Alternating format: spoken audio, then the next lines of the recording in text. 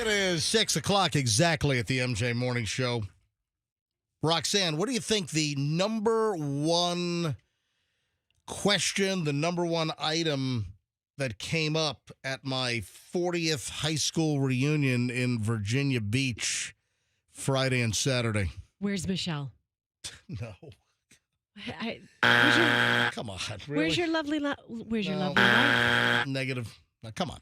Did you survive the hurricane? Yes, that's the number one. Number one. How did we do at the hurricane? That was like every single person. It was really kind of cool. We had about 100 people there. We had a class of, I think, like 380-ish. Yeah, I can't. I have the spreadsheet, but everyone's on the spreadsheet. But I think it's like 380 was my senior graduating class of 1984, 40 years ago. And about 100 showed up, and a lot of people that, it was kind of cool is, people were like yelling my name that I hadn't seen in 40 years. It's like, they're yelling out my name. Oh, and, without even seeing my name tag. Uh-huh. And I tell you, going to a reunion 40 years later, some people have really held up. Oh, yeah. And some have just fallen the F apart, man. Just given up. Well, sort of. Yeah. So a little more on my reunion later on. But, number one question, hey, how'd you do during the hurricanes? And, plural, hurricanes. Right. And the awareness was massive. Also, the horrific damage in western North Carolina and the fact that I was in Virginia Beach, which is southeastern Virginia, just a smidge above the North Carolina line. Right. So you have people that knew people in western North Carolina. It's a big story up there, obviously. They didn't get hit. But western North Carolina and the flooding and some of those hollers and everything, and just devastating, just awful. But, I had to repeat the story, about 82 times. I bet. How we did during the hurricane. And listen, the cleanup continues. My situation is minor. I did post a video about my vehicle getting totaled on Friday. I'll get into this later on, but on Friday before I went to the airport, I had to go to the car dealership where my car is sitting, and the insurance company totaled the car. I had to go grab my license plate off the car because that'll be used on a new vehicle. But my car situation with the flood from Helene is nothing. It ranks 0 on the 1 to 10 meter as far as what we've gone through versus what other people went through, and people just doors down from where I am, where I live in South Tampa. People in my neighborhood that had 3-4 feet of water in their house, and everything they owned was thrown out on the curb. I mean, that is some serious stuff. My little automotive loss, big deal. It's a hassle. What? The automotive No, loss. it's not. It's not. No, don't even introduce that. No, it's not even a hassle. Well, comparatively speaking, but I'm trying to help you. It's something you have to deal with. It doesn't even register. It's not even a hassle. It's registered initially, but No, it's what I've said from the beginning is with my automobile, it is nothing compared to what people really, really lost. It's not even a hassle. It's not even a care. When I look at all the piles of debris and and this is just my little snapshot of South Tampa. When I see what happened in Froggy's neighborhood in Baycrest, off of Memorial in Town and Country, it's heartbreaking. Yeah, don't even spend a nanosecond. All right, Roxanne, I got to take care of some business. It's business you have to take care of. Is that a better way to put it? Why are you getting mad at me for trying to help you out, you weirdo? Because I don't need help. I don't need help. Hey, I saw a text from Fester. Uh-huh. Where is he? Apparently can't find his car keys. Fester, that's a bummer. Yeah, Fester texted us at 5:40. I am screwed. Apparently, I have successfully lost my car keys. I'm organizing a search party now. That was at 5:40. Well, that's responsible. So that is 25 minutes ago now. And we have not had an update on Fester. Is he going to miss today's show because he can't find his car keys? What are the odds that he would Uber in? At what point would he say, you know what? I can't find him. I should just take an Uber. Because he can't take Allison's car. No, because she needs to take the kids to school. Yeah. They've missed enough school last week. It's not like they can take a day off. Well, listen, the makeup schedule is going to be nuts. Hello? Hey, can you hear me? Well, it sounds like you're in a car right now, so I guess you successfully found your car keys. All right, I have great news. Hold on. Let me shut my radio off. All right, I have big news about me losing my car. Hold on. Were you freaking listening to NPR and not us? No. It came on my car. Oh. Because, the 2010 Cadillac has, the in-dash phone, whatever that is, the Bluetooth. And hold on. They didn't have Bluetooth. Hold on. You're telling me they had Bluetooth in 2010 Cadillacs? Oh, yeah. Watch this. Like right now I'm on speaker because, I don't want to hold the phone to my ear while I'm driving. Yeah, well, that's a smart thing. This is speaker, and this. Now I'm talking to my car. Okay. Yeah, they both sound acceptable. Okay, so now I'm just like shouting at my dashboard. I had no idea that a 2010, a 14-year-old car had Bluetooth. When did Bluetooth come out? Like 2009 and a half. Okay, I got you. All right, so you found your car keys. Where are you right now geographically? I just got off the bridge, and I'm approaching that weird first light on 4th Street. I'm literally 5 minutes away. Okay, all right, so you'll be here for the second segment. Yeah. So what happened with your car keys? Where did you misplace them? All right, so I cleaned under the couch this weekend. Yeah. And you what? You put your car keys under the couch you cleaned? No, that would be ridiculous. All right. So what the hell does your couch cleaning have to do with you losing your car keys? I'm glad you asked. I found an old scratcher lottery ticket that was like a $10 ticket that was like a $25 winner. And for some reason I saved it because I have to cash it in. Did the ticket expire though? Did you wait too long to cash it in? No, because the game is still played. It's like 4 or 5 months old. All right. It's not like 4 or 5 years old. Gotcha. Anyway, I saw the ticket, and I put the ticket down on top of my keys. And I'm looking for the keys this morning, and I can't. I walked right by them. Hold on a sec. A lottery scratcher ticket was hiding your car keys? It was one of the big tickets. Man, my keys aren't enormous. I'm not a janitor. Gotcha. So the key has 2 keys on it, and the key is it's like one of those 8-inch long, 5-inch wide scratcher cards. I put it right on top of it, and then maybe I put something else by it, and the key was buried. I had to wake everybody up in the house and start a search party. I'm yelling. I'm spending more time yelling. I'm sure that made you very popular this morning. You know what? I'm not in it for a popularity contest. All right. But as Hadley is groggily starting to wake up, Allison finds it, and she's like, "Hey, moron, here's your keys." All right. Well, get in here. I don't want to get too late on the opening break. All right, so get your butt in here. And that first traffic light, that's at 116th and 4th Avenue North, or 4th Street North. So, it's 4th. So 116th Avenue and 4th Street North. Attention, City of St. Pete. I know you got a lot of traffic light hassles, but that light needs to be reset because the turn arrow is going again when no one's there, and the you know what's going on. And hey, I don't have time to do it now, but I want to talk about traffic lights all over the Tampa Bay area. Remind me, Roxanne, can you remind me traffic lights later on? Yeah. All right. And then, Fester, you remind me as well. But there's something I want to mention regarding traffic lights all over the Tampa Bay area after the hurricanes. All right, Fester, see you in a minute. All right, Fester found his keys. Luckily, he'll be here in 2 minutes. 6:09 at the MJ Morning Show. Just getting rolling on a Monday morning. Traffic's on with Shriner. We're back in minutes. It's early. Traffic looks pretty good. We're in the...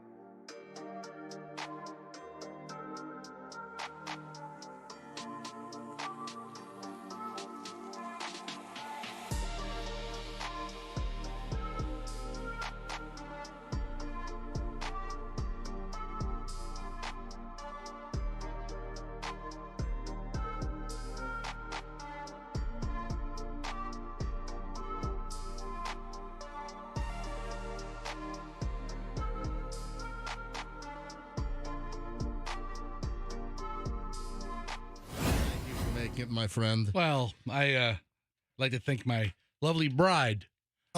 She found the car keys underneath the lottery ticket, right? Well, when you're looking for something, the first couple of places you look are the obvious places, but then you look in places that you obviously know it wouldn't be, but you have to feel like you check anyway.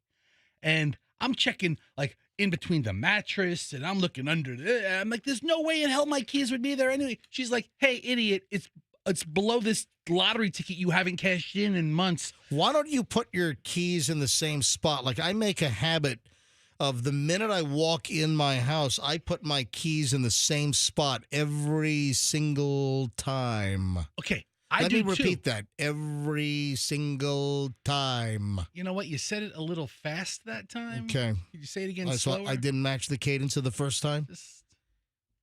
I do put them in the same spot. Right. I put the lottery ticket over it. I looked. I didn't see it. I started freaking out. My wife doesn't check the same spot because I told her I thoroughly checked that area already, which I didn't. And it just delayed the whole show for me for 20 minutes. All right. 6:22 at the MJ Morning Show. Now, I know both of you guys have been on cruises recently. Wasn't Froggy on a cruise as well? Or am I... Like a year ago. A year ago? Then yeah. You were on a cruise in the middle of the school year in September. And my kids still both got Student of the Month. Oh, wow. With missing a whole week of school. It's fantastic. The kids were in school for 3 weeks, and Roxanne took them out for a week for a cruise. Yeah, I did. Yeah. But I don't know if any of these ships were on your list. Okay. So let's go over the ship list here. I mean, literally, it's a ship list. It is. Got to ship my pants. So I saw last night the Centers for Disease Control and Prevention. That's the CDC out of Atlanta. They released a list of the least sanitary cruise ships. Oh, man. For 2024. Is this just United States or is this worldwide? I believe these are U.S. because it came from the CDC. Okay. All right. Good. Or ships that also just have, I guess, a U.S. presence. A lot of these ships, they leave from U.S. ports, and a lot of them are U.S. companies, but a lot of the ships are registered like in Panama or what. I don't know there's some kind of if you ever notice, it's like ships registry Panama or whatever. And there's some reason for that. I've just been too lazy to look that up. But all right, so here's the deal. The CDC's top 10 worst ship hygiene scores of 2024 are available after ships were randomly selected and inspected. And this is all part of the VSP. Do you know what the VSP is? I said VSP, Roxanne, not ESP. Roxanne's pointing to her head right now. No, I'm kidding. VSP, I know what you're thinking. Little ESP. Little Edgar Casey Foundation crap. All right, so here, speaking of Virginia Beach, I drove right by it again. What's VSP? VSP is the Vessel Sanitation Program. I told you when I came back from Wish, I was really impressed. Hold on, when you came back from what? Disney Wish. That's the ship name was the Wish? Yes, it was extraordinary. Just Wish? Disney Wish. Wish. It was extraordinarily clean. And by the way, I did a big review on it. I wish I hadn't got norovirus. Yeah. No, I'm kidding. So you were very impressed with the Wish from Disney. Very impressed. Very clean ship. Not only did it and no one came down with the squirts? No, nobody was sick. Nobody was sick. And it just looked very aesthetically clean everywhere and very pristine. Nice. But every eating segment, every eating portion of your day, you would walk in and there would be sinks to your right, hand wipes everywhere, and every single person, you would see them going through and washing their hands prior to. The kids had fun hand washing stations, so it would be like a car wash almost, so they were excited to wash their hands. Excellent. Do they have little whippers like the car wash? The car wash for hands? Like, swirly like a swirly spray. Gotcha. All right, so here's the deal. The Vessel Sanitation Program, a 100 score is perfect, with a majority of ships on the water scoring at 95. All right. Anything below 85 is considered unacceptable, must be rectified. Don't say rectum with sanitation. I know. Immediately. The goal of the VSP is to help the cruise industry prevent and control the spread of gastrointestinal illnesses, and, neurovirus is a big freaking deal. According to the CDC, 10 outbreaks of bacteria and viruses, mainly norovirus, have been recorded on board cruise ships already this year. The lowest score this year was a 62. Oh my God, that you should scrap the ship. That's not a clean ship. No. The lowest score this year was a 62. It is considered a tie with the Reddergy or Redderidge Clipper Stad Amsterdam. Huh? For the What are we talking about? Some ship. It's almost like you had a stroke. I'm I'm reading it verbatim. For the 6th lowest CDC score in the history of the program. All right, so here I have the list. You ready? Yes. Ships that qualify inspection on VSP are those that have a foreign itinerary, a U.S. port, and more than 13 passengers per site. Okay. All right, here we go. The top 10 worst scores. So we're going to go from best to worst. So this is the best of the worst. Okay. All right. So the best of the worst, coming in at number 1 is Crystal Serenity, Crystal Cruises. It was inspected February 3rd, had an 89. I don't know that I've ever heard of Crystal Cruises. Then number 2 is Carnival. It's the Carnival Elation. I don't know where that ship leaves from. Does anyone? I can look it up. No, Andrew, it's not the Carnival Constipation. It's the Carnival Elation. So the Carnival Elation was inspected March 14th, had an 89 as well. Number 3, Adventure of the Seas, Royal Caribbean.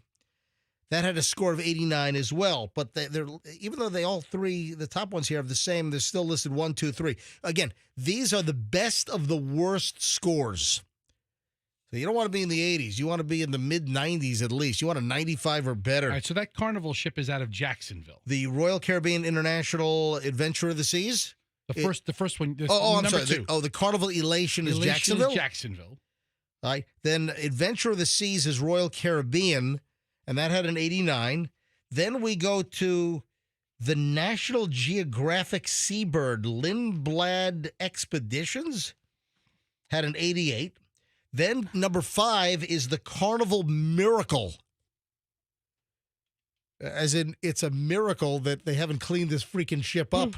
The Carnival Miracle was inspected on April 21st, only has an 88 score. Now we're getting dirty. Then we have, Galveston. where is it? Galveston, Texas. Yeah, but- Then we have the MSC Cruise Lines Magnifica, I took an MSC cruise in Europe, MSC Lyrica. right? How Hey. was it? It was in 2009. It was before we were as germ conscious as All we right. are, but it seemed clean at the time. Okay. MSC Magnifica was inspected in May, has a score of 86. Ooh, that's a lousy score. Then number 7, the Evrima from the Ritz-Carlton Yacht Collection. Holy crap. So you've got a high brand like Ritz-Carlton, and their ship is a boat? Yeah. My God. I didn't know Ritz-Carlton had cruise lines. Oh yeah, I see the commercials. I see commercials pop up like I'm watching something on streaming. Trying to think so I'm watching just some like old TV shows on streaming, and here comes like a commercial for the Ritz-Carlton Cruise Lines, and I'm like, who the hell is watching the shows that I'm watching that really is going to go on a Ritz-Carlton, like a expensive cruise ship? You ever notice that sometimes the commercials on streaming are just really crappily placed, that they're not, they don't seem to be targeted well? All right, so that's number 7. Number 8. So we started at the best of the worst. Now we're getting down to the worst of the worst. Number 8 is the Carnival Breeze. The Carnival Breeze was inspected back in March, has an 86 as well. So that'd be a dirty birdie ship right there, apparently. The Carnival. Where's the Carnival Breeze out of? That is another Galveston. Holy crap, they got a big problem in Galveston, don't they? Everything's bigger in Texas. Wow. Number 9, Caribbean Princess from Princess Cruises. That's a big line. Wasn't that a Billy Ocean song? What? Caribbean No, Queen. Caribbean Queen. This is the Caribbean Princess. It wasn't Caribbean Princess. You're right. It's You're right. Caribbean Queen is the song, not Caribbean You're Princess. Right. I stand correct. All right, so that ship was inspected in March, also as an 86. And then, oh my God, I don't even know where the hell this ship is. The lowest ship on the list, your ship is on my list, the Hanseatic Inspiration by Hapag Lloyd Cruises. Yeah, Never heard of that. well, hey, Pack Lloyd, you see their name on the side of like shipping containers. So I think they operate a bunch of, freighters, cargo vessels. So what do they have, a cruise ship? Listen to this. Their ship, the Hanseatic Inspiration, where the hell's that based out of? Look that up. Hanseatic Inspiration from Hapag Lloyd Cruises. That ship was just inspected less than a month ago on September 29th, has a 62. Oh, my God, you're going to die on that boat. What the living... what? Where is this where does that boat leave from? The Hanseatic Inspiration. What? A clear answer doesn't pop up. Wow, that is insane. What a dirty... So there you go, folks. Ugh.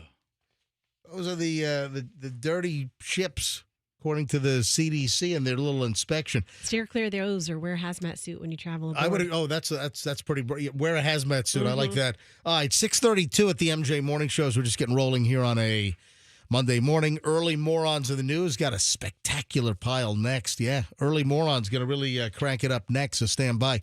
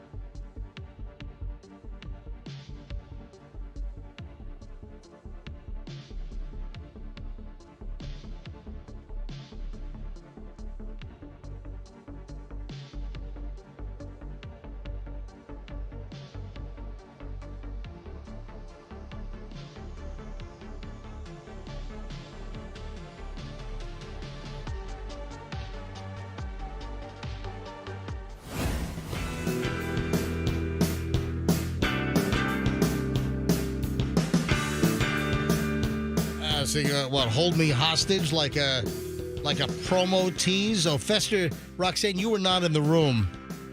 6:40 at the MJ Morning Show, so time for early morons in the news. But Fester just said, hey, I got to tell you something later during the show. And what do you say? It has to do with Friday, and you're not going to tell me just yet? And I have some terrible news.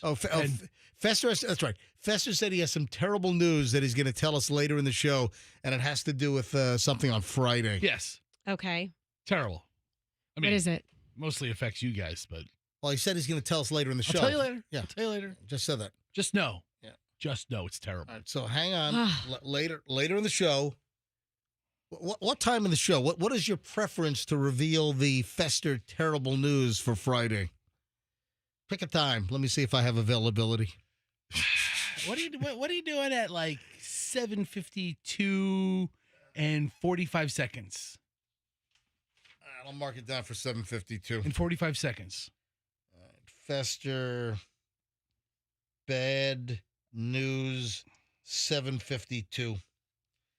Well, if I round up 7:52 and 45 seconds, that'd be like 7:53. Whoa, who's rounding? I work in specifics. Yeah, okay. Yeah, sure you do. No, I don't. Yeah, that's why I'm being. I know. Listen, I'm blowing it off. Yeah, it's terrible news for. It's terrible news. All right. Fester and his bad news at It's 7:52 this morning. Make sure you're listening. Hour and 10 minutes away here on the MJ Morning Show. All right, you ready for some early morons in the news? Sure. Oh, my God. A woman used a child to steal items from Target. That's the lowest of low. You use your little kid to steal a vacuum cleaner and a barista coffee machine? Jeez, I thought she was stealing like jewelry or something and shove it in the kid's pockets or diaper. But I mean, these are big items. These are big boxes. What are you doing here? The kid just walk out with them? Yeah. This is down in Cape Coral. So this is we kick it off with a Florida moron story. Look at this. No, I know what she did. How old is the kid? Under the age of 10. Oh, maybe not. All right, so here's the deal. Florida woman has been accused of using a child to help her shoplift at Target down in Cape Coral. Yeah, police said they responded to Target reports of a theft occurring a day prior, according to a press release from the Cape Coral Police Department. Target's loss prevention staff told police that a woman later identified as 23-year-old Elizabeth Novak came into the store with a child under the age of 10. So that could be infant to 9. Right? Yeah. If the child was on the younger side, if it would have said, the child was like 1.5, I would have thought she's using like the baby stroller. Oh, where you just hide stuff under the baby and under the blankets? Yeah. And the baby stroller, that old trick? Yeah. Lost. Oh, God. Oh, man. I'm guessing it's a setup. But remind me. Hopefully I can get to it here. If not, I'll do it at the next segment right at 7 o'clock. Speaking of loss prevention and shoplifting, I saw a cruel, cruel video. I don't know if it's like just phony and fake, and it's just, because everyone's trying to produce content to get views, and everyone's trying to monetize. I never signed up for monetizing. I've got some videos on my Instagram with 3.1 million views. Probably could have made a whole $12.07 on that. Mm-hmm. Anyway, where was I? Okay, so remind me, the shoplifting cruel story. I just saw this over the weekend. It popped up in my feed while I was up in Virginia Beach. So Target's loss prevention told police that this woman, this 23-year-old, that she came into the store with a kid under the age of 10. Loss prevention provided a video that captured Novak loading up a cart with items before giving it to the child to walk out of the store with. So loading up the shopping cart and then having the kid under 10 push the shopping cart out of Target down south in Cape Coral. The value of the stolen items was estimated at $1,111. That's an expensive vacuum and coffee maker. That's some numerical alliteration there. That's 1111. 1111. $1,111. Yes, Bob, I'd like to bid $1,111. All right, including a barista machine and a vacuum cleaner. So clearly there's more items here. Detectives began investigating and sent Novak's picture to other officers and detectives. And then last week, officers responded to complaints of a woman panhandling. And they recognized the woman as this Novak lady. Holy frig. This lady's a mess. Oh, she is. The investigation revealed that Novak loaded the cart with merchandise before separating from the child and pointing at the exit doors, intentionally sending the kid out of the store with the stolen, unpaid-for items. And then the crazy thing is she asked the kid to drive the getaway car, too. Oh, yeah. Like the baby kid in what was that? What was that movie with the driver kid? Was it called The Driver? They called him Baby or something. Good movie. I don't know. Oh, what was the getaway driver movie where the kid was like an expert driver, and he was like the wheelman getting away from the crimes. It's kind of a movie from like the last 10 years. Sing? You mean Johnny and Sing? Oh, was it Baby Driver? That's all I can think of. That's all I can think of is Johnny and Sing. No. Are you talking about the singing gorilla? Professor, look up Baby Driver. I think that's the name. Was that the name of the movie? The name of the movie's Baby Driver? Yeah, I think is it Baby Driver? B-A-B-Y. Baby Driver movie. How did this one get on your radar? This doesn't seem like... Oh, this is a great movie. What do you mean? This is phenomenal. It's got a good cast. Yeah, right there, Baby Driver. And Kevin Spacey's in there before his whole world collapsed with his pee-pee touching. Oh, yeah. Jamie Foxx? What? Is he? It looks like Jamie Foxx is in it as well. Oh, yeah, I guess Jamie Foxx was in it. Yeah, Baby Driver. This is a good movie. Look at the cast. John Hamm? Yeah, hit the... That's a great cast. I'm telling you, it's a great... You've never seen the movie? No, neither has Fester. Lily James, John Hamm, Kevin Spacey, Jamie Foxx. Flea from Red Hot Chili Peppers? Was he in that as well? It says it. Anyway, listen, the movies, I'm telling you, the movies are great. It's got a 7.5 out of 10 on IMDb. That's a good score. Yeah, IMDb, it is tough to get like over a 6.5 or a 7. So it's got a good IMDb. So I recommend it. Baby Driver. And the movie's really about a kid driving? No, he's not a baby. It's not a It's not a 2-year-old driving Yeah, a car. You're making it sound like a Totally you are. 8-year-old No, is getting it's behind totally the you wheel. are. It's like a 19 or 20-year-old, but all the other people in the robbery gang, they're all older, and he's the youngest one. He's the getaway driver. Okay. and they call him Baby, so he's Baby Driver. Oh, I was picturing like the John Travolta movies where all the babies could geez. talk. Like, I look, thought, look, like, look who's talking. And that's what I was No, picturing. We say baby driver. It's not a 9-month-old driving it's not a 9-month-old driving the getaway car and Baby Driver. No, I was picturing like Evelyn's daughter, Evelyn J, just picking me up in the Cadillac or something. I'm like, hey, E, yeah. I'll sit in the back. Yeah, the stunts are whacked, and he's like driving like Subaru WRXs, those little boy racer cars, and he's just like flying. All right, so anyway, back over the child would then take the stolen shopping cart merchandise out of the store, and then she'd follow. So she wanted to distance herself and have the kid under 10 wheel out all the stolen crap in a shopping cart at Target. Yeah, she was arrested, facing 1 count of grand theft and 1 count of contributing to the delinquency of a minor. All right. Wow. Is she banned from Target now? I don't have that information, Is but the kid banned from Target? I would imagine that they're not welcome back at the Target store. Listen, when you do something like this, stores will have you trespassed. So, yeah, you can say you're banned, but from an official law enforcement standpoint, a private business, private property, the owner can have you trespassed so that you cannot go on that property. Fester, you got a trespass warning. I know all about him. Dude, you were trespassed from the laundromat on 4th Street North over here because, remember, we tried to put Shorty Shane in the dryer. Yes. And the guy flipped the hell out. Remember? Right. Or the lady, they flipped out over there. And, by the way, that trespass warning or warrant, that's been... Expired. That expired like a year ago, right? It was a 1 year. Or more. I think 6 months ago was the April anniversary. Who's got that video? Remember that management confiscated the video and we couldn't post it? I mean, that ticked me off. So who's got that? Does Buck still have that video? I would think he's the only person that would have a copy of it. Why don't you track him down? We need to post that video. Buck still works here. Well, it doesn't. I don't see him. No, he's not in the building, but he's. I think he works for the company. Yes. He works from his toilet at home. That's what he does. Yeah, That's what he does. he's a home toilet worker. So he's like doing corporate videos and stuff. Is that it? Yeah. Yeah. Another case of, I guess, the grass wasn't greener on the other side, right? He loves it. I ran into him at an event in the neighborhood. And he's Whose- doing great. Well, whose neighborhood? My neighborhood and his What, neighborhood. does he live in your neighborhood too? Yes. All right. So he's a West Chasian as well? He is. All right, fantastic. All right, so early morons in the news on the MJ Morning Show. All right, speaking of shoplifting, I had a video pop up. Fester, we got to try to find this thing. I had a video pop up in my feed that is awful, terrible. And listen, I'm skeptical of everything. I don't. It sounds like it's a setup. Sounds like that the parties involved might have been all part of, shooting what they wanted to become a viral video. I don't know that. It could be real, but my instincts are, But anyway, the concept is awful. And that's what I want to tell. I want to tell what they did to this guy, what the concept was. All right, hold on.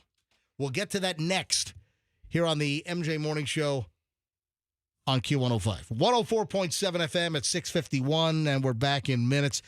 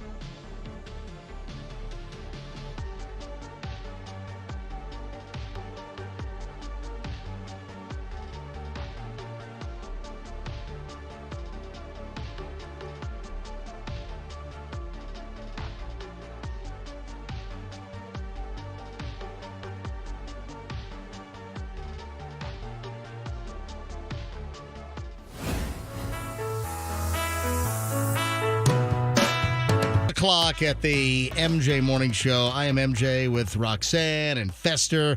Andrew in the producer's booth. Andrew, thank you very much. He just handed me the list of all of the little song clips for the 2024 Rock and Roll Hall of Fame inductees. So we will spend a moment on that a little bit later on.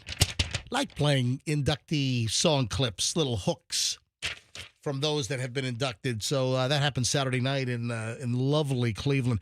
Man, I hate when I try to find something and I can't. And I just spent like the whole commercial break. The whole freaking commercial break, I'm looking for this video that popped up in my Instagram feed, and I can't get it back. Yeah. We're searching for it online. Fester's got Google opened up over here. We're trying to Google search it. I'm looking on my Instagram app. I can't find it. Once you swipe away from a video, you may never see it again. Yeah, and and then I said, oh, man, that's terrible. And I wasn't going to talk about it on the show, but just doing that shoplifting moron in the news story with the bad mother and the little kid, using the kid as a shoplifter, having the kid push out the shopping cart filled with, over $1,000 in merch from a Target. And that was her scheme. If you missed it, we just did it in a minute. This is down in Cape Coral. And the kid, like some big barista coffee maker and a vacuum cleaner, probably one of those expensive Dysons or something. And the mother, the 23-year-old mother, used a kid under 10 to push the shopping cart right out of Target without paying. And then mom was like trailing in the back. I mean, that's Mom of the Year material right there. Anyway, so when we told the story in Morons in the News a few minutes ago, I'm like, oh, man, I saw this video. And I wasn't going to talk about this. It popped up in my feed over the weekend when I was up in Virginia Beach. But now that I'm talking about the shoplifting, I'm like, you know what? This would be a good thing to talk about.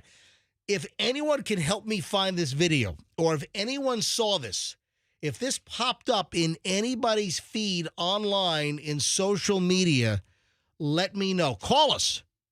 Call us up right away. 800-990-1047. Here's the deal. I'm trying to remember the exact details. So there's this white guy that walks up to a black guy. It looks like Best Buy. I'm pretty sure it's a Best Buy. All right. And I'm trying to remember the exact dialogue, but it was something to the effect, hey, man, I think he asked him a question, and the guy got the answer right, and he said, yeah, you won. Congratulations. And he hands him an Apple product. It might have been an iPhone or something. He hands him it might have been AirPods. It was some Apple product in like the plastic case, and a lot of times they have to take the item out of the plastic case at the register. You know what I'm talking about? So this dude, this white guy, goes up to this black guy and ask him a question and said, oh, you win. Hands him the item. And yeah, you won. Hey, thanks. And the guy then proceeds to leave the store, and guess what happens?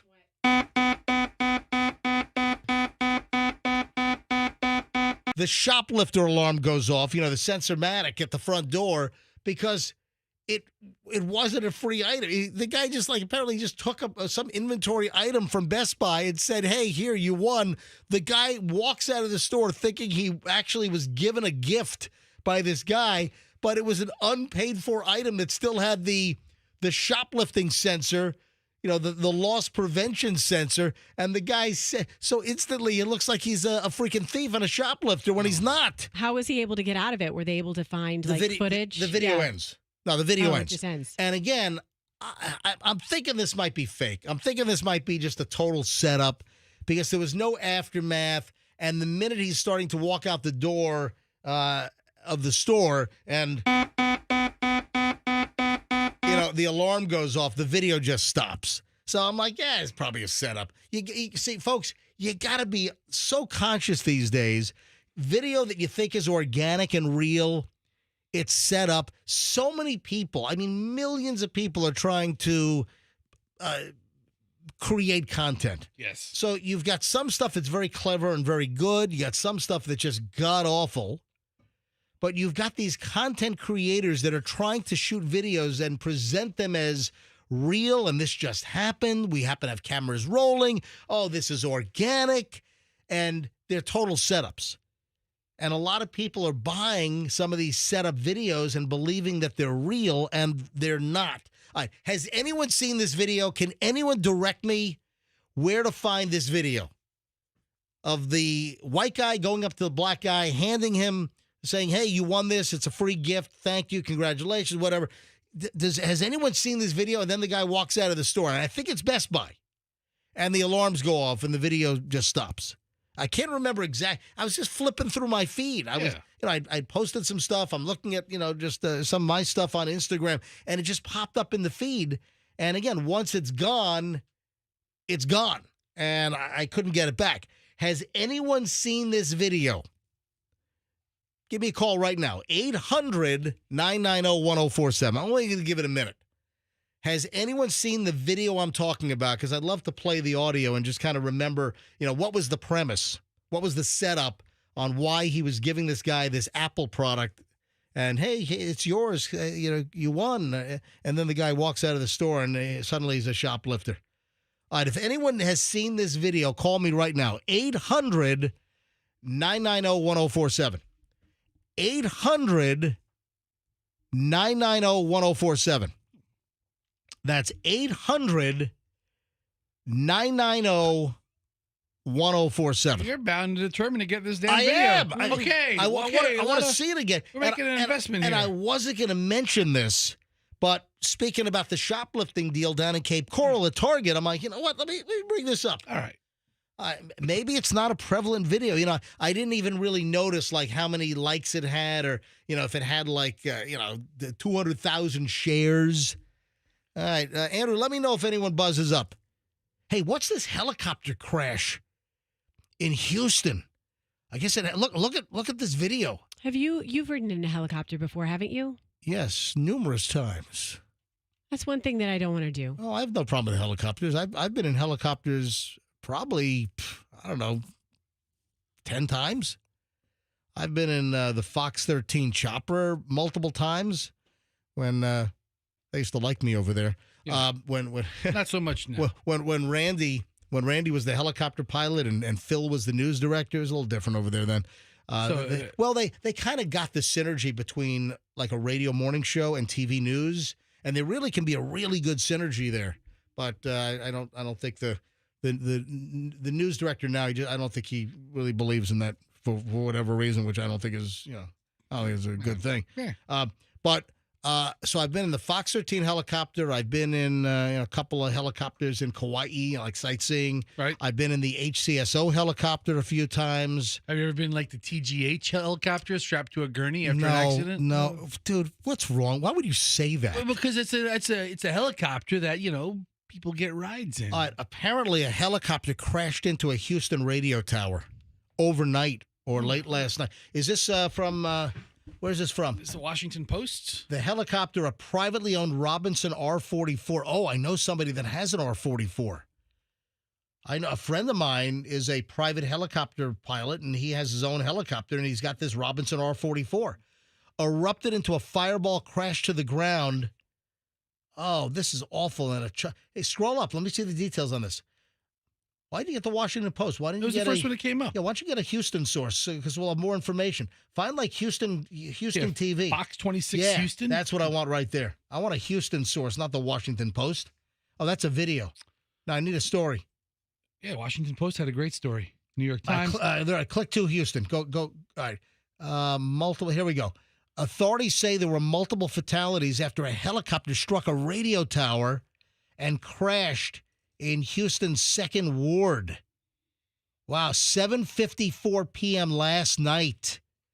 The Houston Fire Department said the crash happened about 7:54 at Engelkey Street and Ennis Street.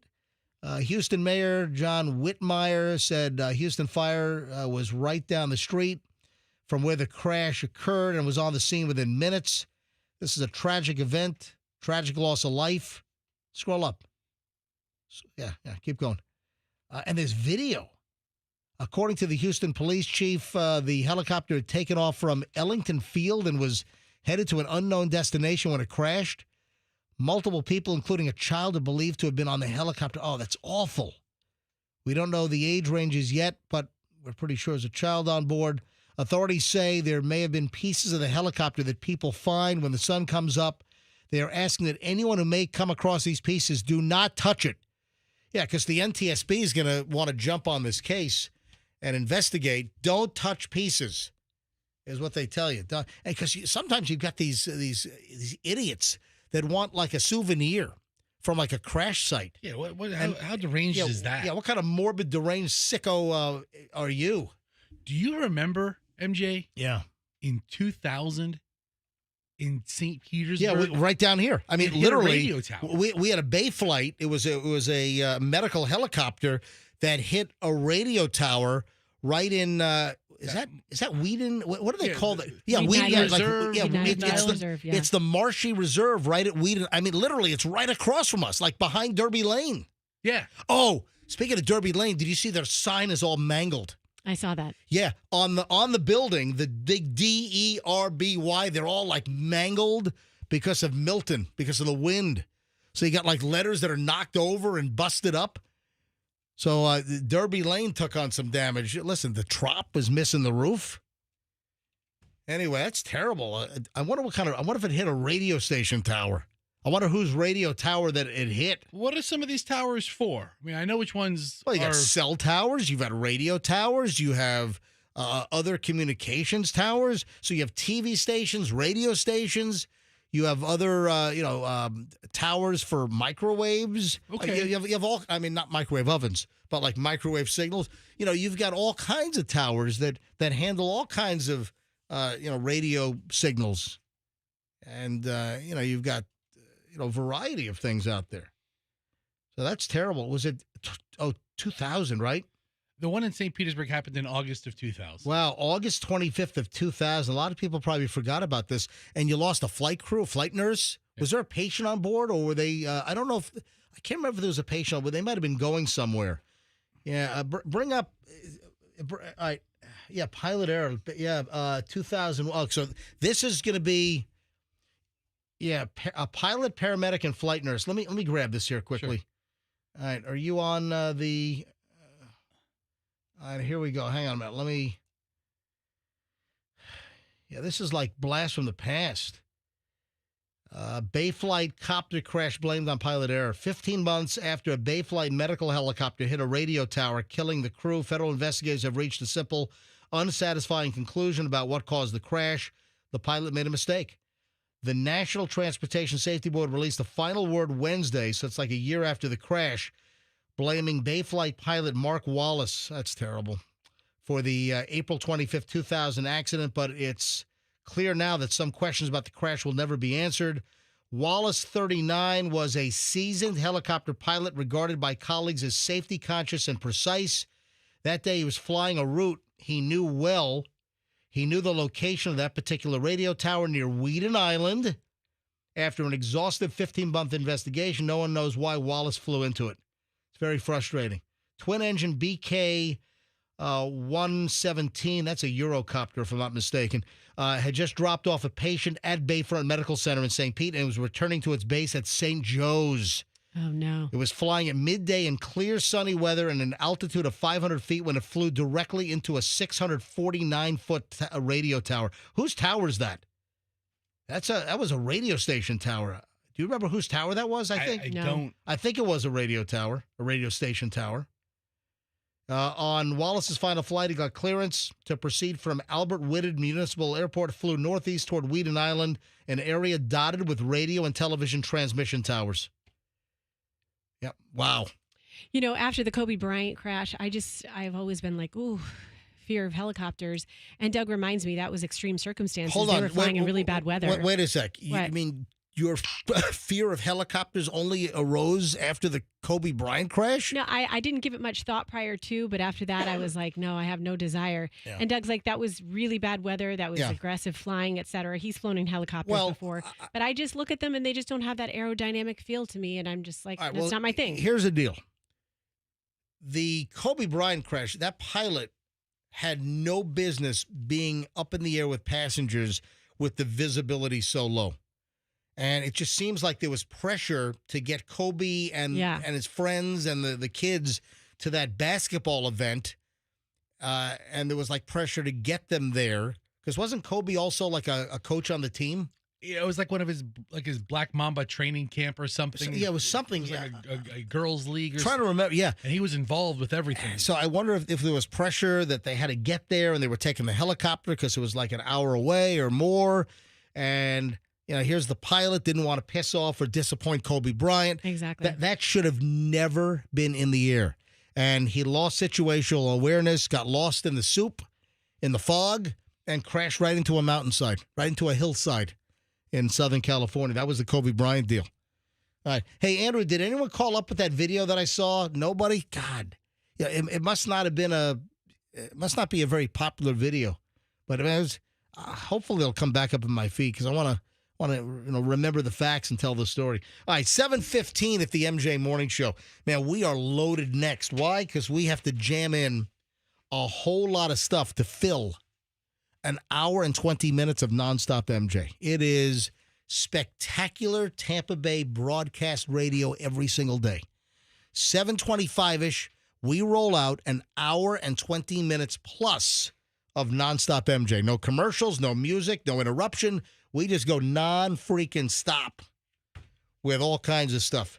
Oh, I got a couple of wedding stories. Roxanne, you're going to love the wedding stories. Oh, do you know what getting walked? Roxanne, where are you going? I'm not done talking here. You're all walking out. You were wrapping it up. You were rapping, buddy. Right. You were giving all the clues that you were rapping. So you've stayed in plenty of hotels. Have you ever been walked by a hotel? Do you know what that means? When a hotel walks you. Yeah, hang on. We'll get to that. We'll get to that next. Also, man, some very bad car accident and motorcycle accident stories from around the Tampa Bay area. You see the motorcycle guy on the Gandy? Holy frigamoly. Then you hear what happened at the Pink Pussycat? We got a Pink Pussycat problem. I need an update. We got a lot of stuff next, so don't move. Here on the MJ Morning Show on Q105.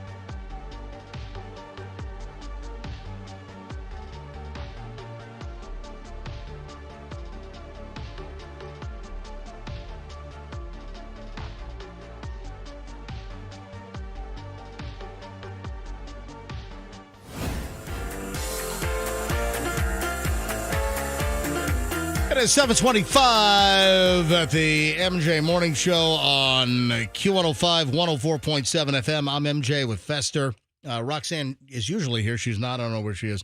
Fester, you have your big announcement, or you got your bad news coming up at 7:52, right? Yeah. Yes. It's bad. It's not good. I don't know what it is, but Fester's bad news coming up at 7:52 here on the MJ Morning Show. So What stand could it by be? for What that. could it be? I don't know. We'll find out at 7:52. Oh, my God. Tiger King, Joe Exotic, has scabies. Does he really? Yeah. Hey, Andrew, can you see if you can find M&MJ? Probably the only time scabies has ever been used in a song. Yeah, it's see if you can find it. Hold on. We'll turn your mic on. What? I said, what? Yeah, see if you can find, it's a parody song that I did years ago during the old MJ Morning Show, and that's when Eminem was big, so it's a while back. And I did a parody, and I became MJ, not just Eminem, MJ, and I was going to put out a whole rap album, and I only got one song done. That's right. Yeah. There were several words in that song. Oh, it's called Take Out the Trash. Yeah. Yeah, the name of the song is Take Out the Trash. M&MJ. So it's Eminem and just put a J at the end. I thought we had it in the system. See if you can find it. But I think that's the only time scabies has ever been used in a song. And the reason why I bring this up is Tiger King star Joe Exotic has been quarantined at a Fort Worth, Texas prison. Why? Because he has scabies. Is that a rash? What is scabies? Yeah, it's a contagious skin rash. Yeah. It's a mite. It's like a parasitic mite that burrows into your skin, and you get the scabies. Yeah, Joseph Maldonado Passage was isolated after being infected with scabies, according to the Dallas Morning News. Big news over there. Big Dallas Morning News. It's actually the biggest thing that happened in all of Dallas. Yeah, so, scabies is a contagious skin rash. There's a mite that gets in under your skin and then lays eggs. It's like some kind of nightmare deal. Ugh. Yeah. So that's what Tiger King has right now. And he's 61 years old. He's currently in federal prison, in a federal medical center prison in Fort Worth. 21-year sentence for trying to hire a hitman to kill Carol Baskin right up the road here in Citrus Park. That's the whole Tiger King thing. That pandemic smash hit on Netflix. Yeah, everyone knows that. Yeah. Free Joe Exotic. Yeah. Wrongfully convicted. Yeah. Oh, please stop. Free the man.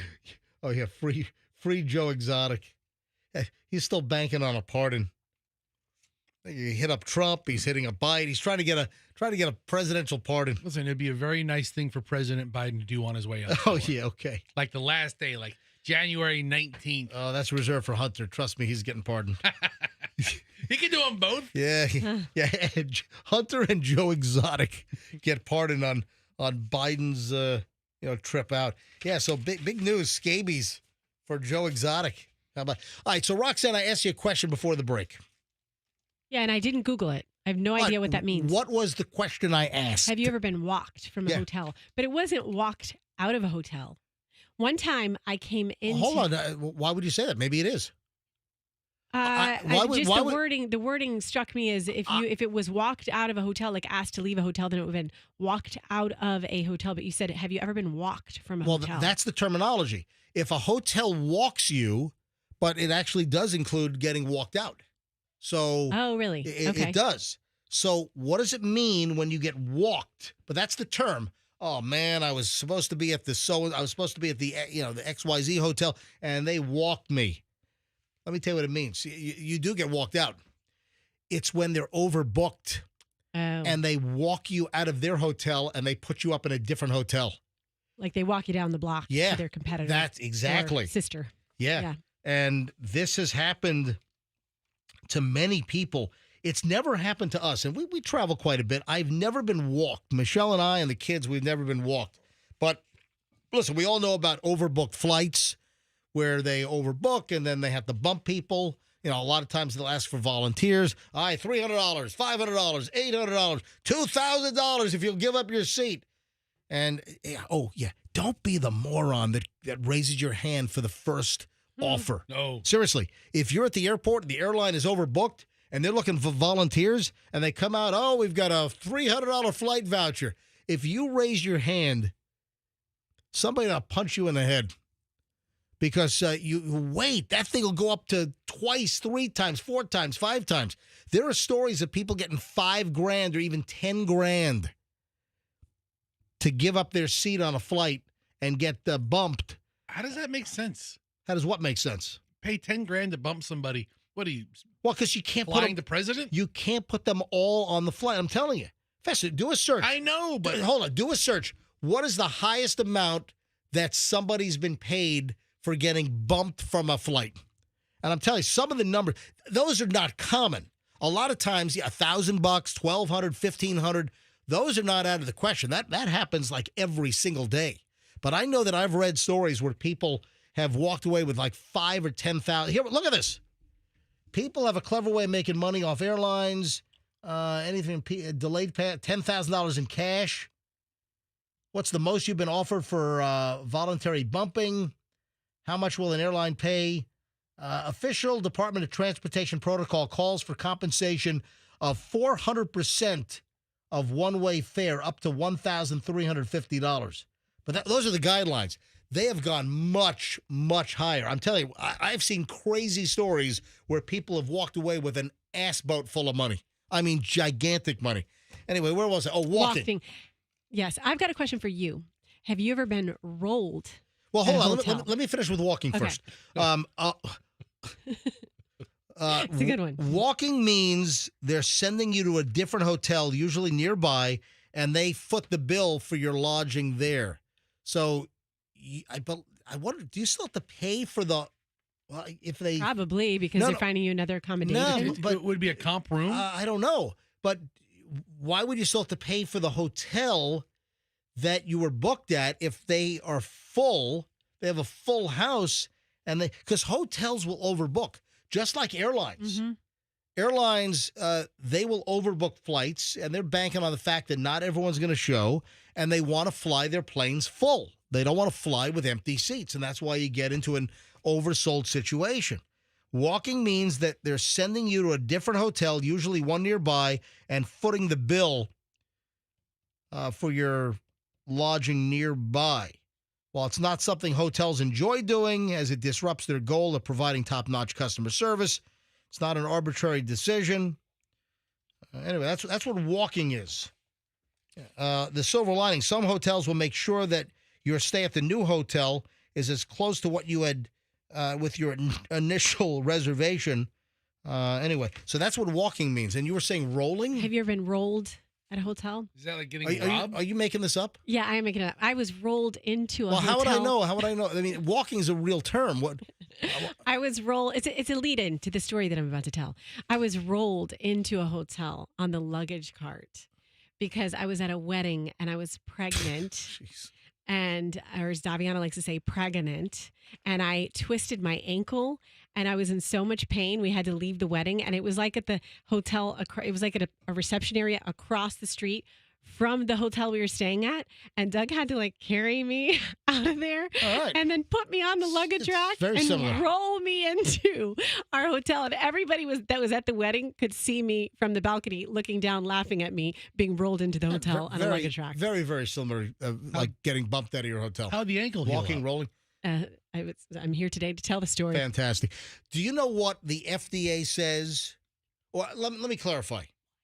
Do you know what an ex-FDA, what are you doing? You're so rude. You're just like, oh, stupid story. It was a funny story. I didn't say stupid story. Very relevant. Very relevant. Okay, continue. Very relevant. Continue. So this is not like official FDA. This is an ex-FDA food expert. So he's maybe free from some like non-disclosure stuff or some secret stuff. Well, he's not in an official capacity, Right. but an ex-FDA food expert. Do you know what the worst breakfast cereal is in America? Ex-FDA food expert reveals the worst cereal in America with link to cancer. Oh, I don't want to hear this. The worst. What is the worst breakfast cereal in America? If it's what's been trending on social media, like I saw Cindy Crawford do a post about it, is it Fruit Loops? It is, yes. Yep. Oh, Mhm. don't say Yeah. that. Yep. And you know what? Those are like rolled into little O's. Speaking of your rolling. I was hoping you'd say something like Cheerios. No, and really no, blow no, up no. The whole cereal market. No. Dr. Darren Detweiler. It's not a real name. Yes, it is. I'm not making this up. It's like that's the kind of name you use when you're trying to get into the adult industry. When you get at it, what are you? I'm Darren Detweiler. What are you talking? That's I'm ridiculous. Darren Detweiler. How are There's you? no porno star named Darren There Detweiler. should be. All right. Dr. Darren Detweiler served as a food safety expert for the FDA, says that Kellogg's Fruit Loops is the worst of the breakfast cereal bunch available on the U.S. market.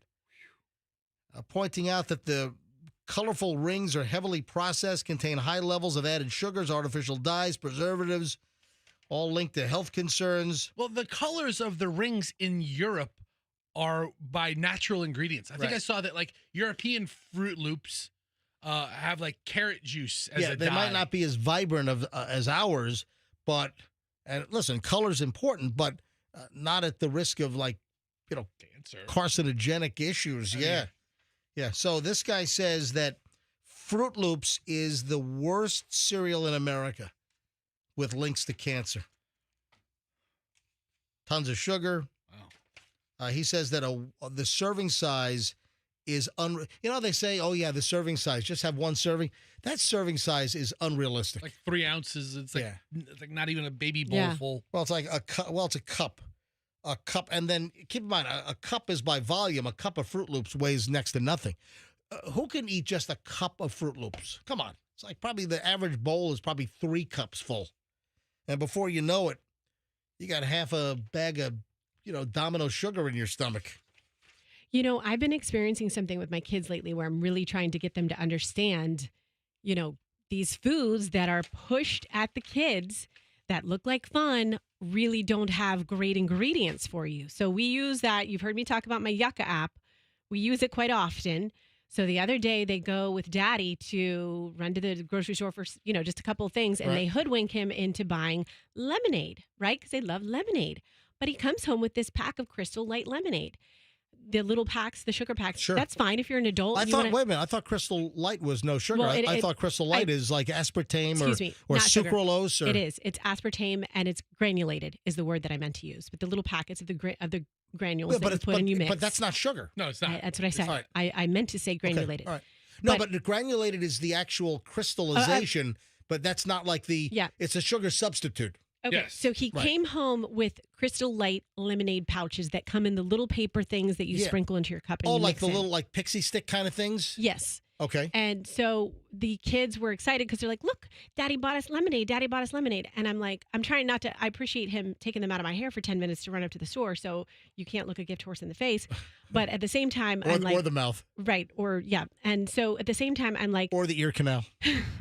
Doug, could you. Or the vajayjay. Not buy this sort of thing for the girls because it has aspartame. Aspartame is a no-no. I've tried to beat it into everyone in our family. Yeah. You don't want to buy no sugar items. If it's no sugar, it's not good. Buy full fat yogurt.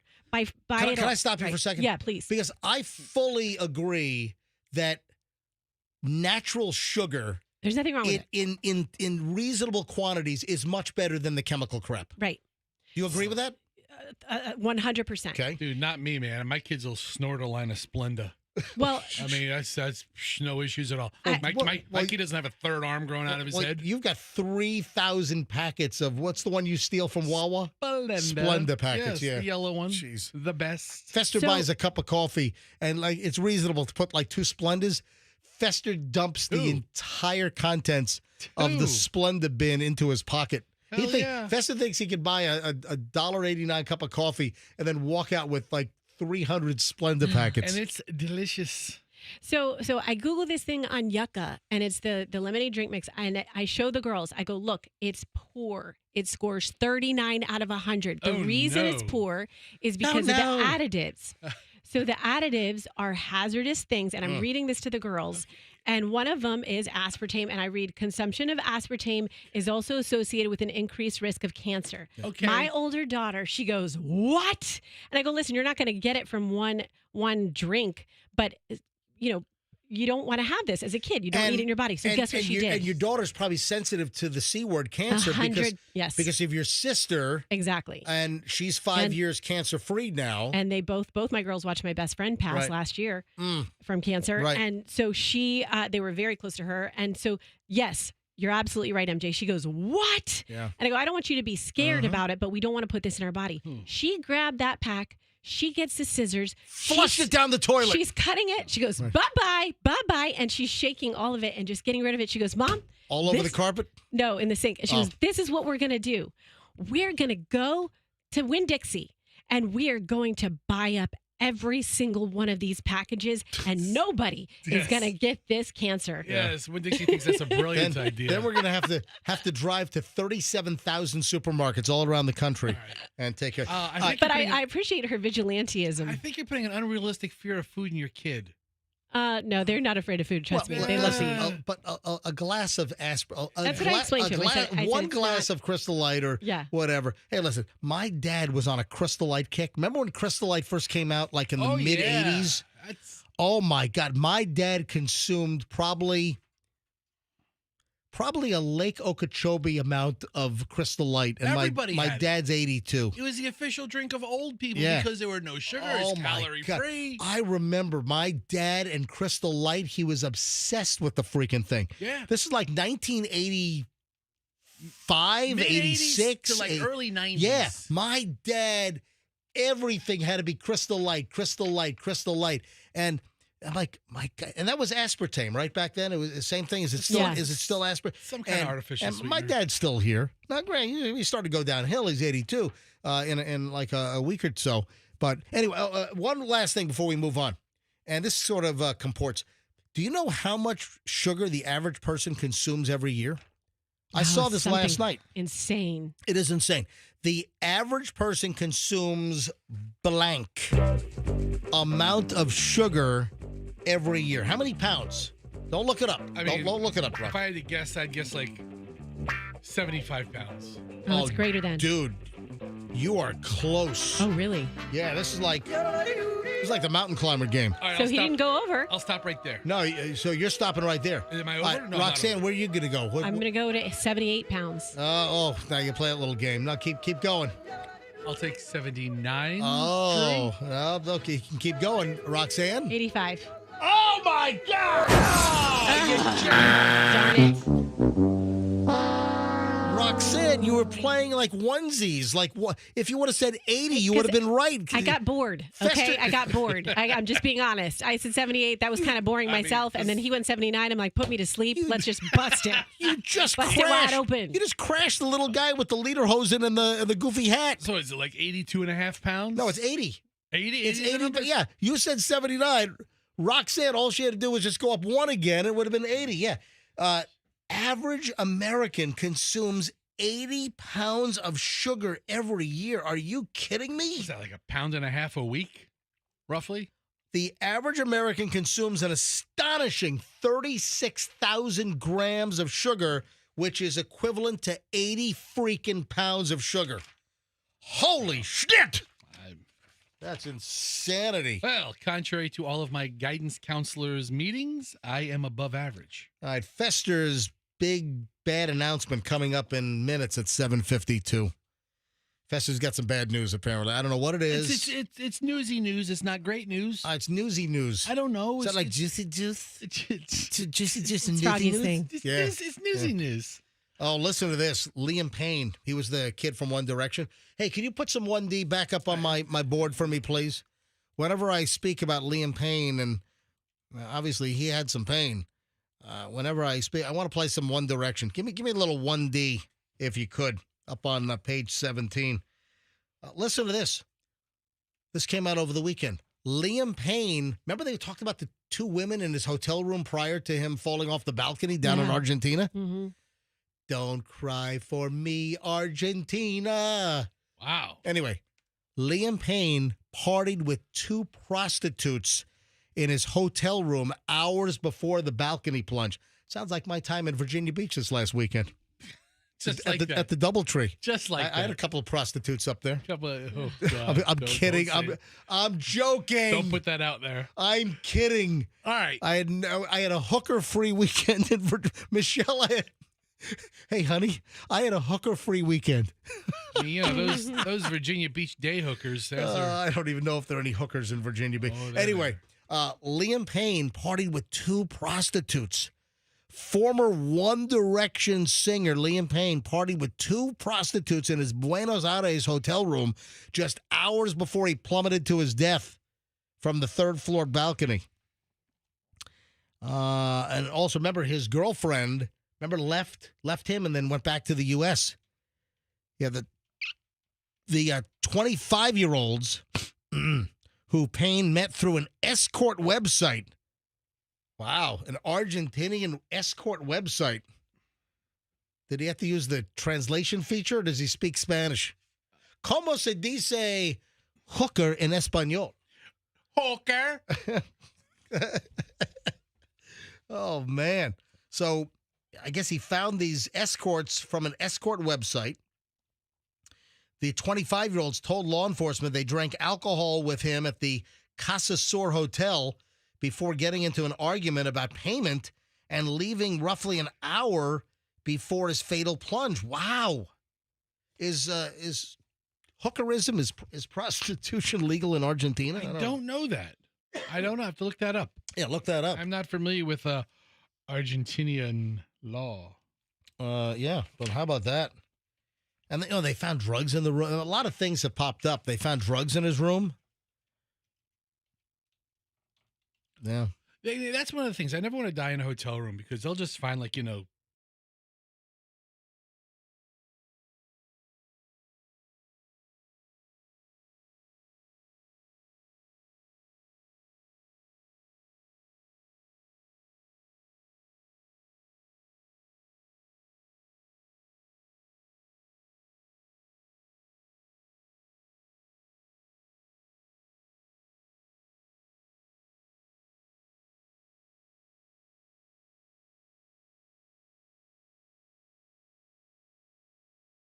Well, we don't know if they got into an argument. I wonder if they finally got paid. So apparently prostitution is legal in Argentina. But there are many restrictions. Yes, for example, pimping is illegal. Organized prostitution at brothels, prostitution rings, and pimping are illegal. Oh. Local restrictions. Individual provinces can impose additional restrictions. Advertising, soliciting. So what? So- you can pick up streetwalkers, Well, or it sounds- or they can advertise like on the Argentinian version of Backpage or Well, whatever they have. Advertising for, straight doing it apparently is illegal for like newspapers or flyers. But Alright. I guess there are these services where you call and kind of like the Domino's pizza of hookers. You just kind of call, tell them what you want, and All right. 20 minutes later it shows up. Let me blow through a couple of quick. I have an embarrassing radio story to tell. Oh, do tell. Also my 40th high school reunion over the weekend in Virginia Beach. Got a little chat about that coming up in just a bit. We got a couple of local traffic issues I want to deal with here. First of all, this dude was injured because he smashed his vehicle into the Pink Pussycat Lounge in where is this place? It's on Nebraska. Okay. Yeah, Have you ever been? I'm not a. I've never been. I'm not a frequent patron of the Pink Pussycat Lounge on Nebraska, but Fester, is that near you? Let me see. Not too far. Yeah. I mean, I'm not going to exactly put that in the for sale advertisement close to the Pink Pussycat. But This guy was hurt, smashed his SUV right through the Pink Pussycat Lounge. So I guess this Toyota SUV was pulling into the parking lot on Nebraska Avenue. It was rear-ended by another SUV, a Ford. So the Toyota was rear-ended by the Ford.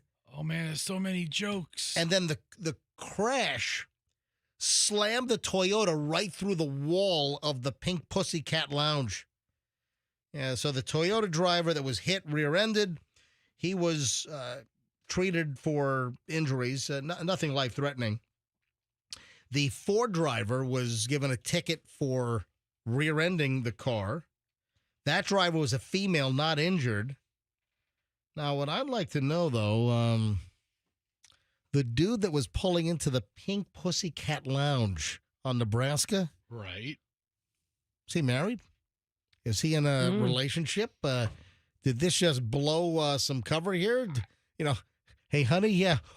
Why was I pulling into the Pink Pussycat Lounge when I got rear-ended and then shoved through the front wall of the damn place? Yeah, that's why they're called accidents. You never know where they're going to happen.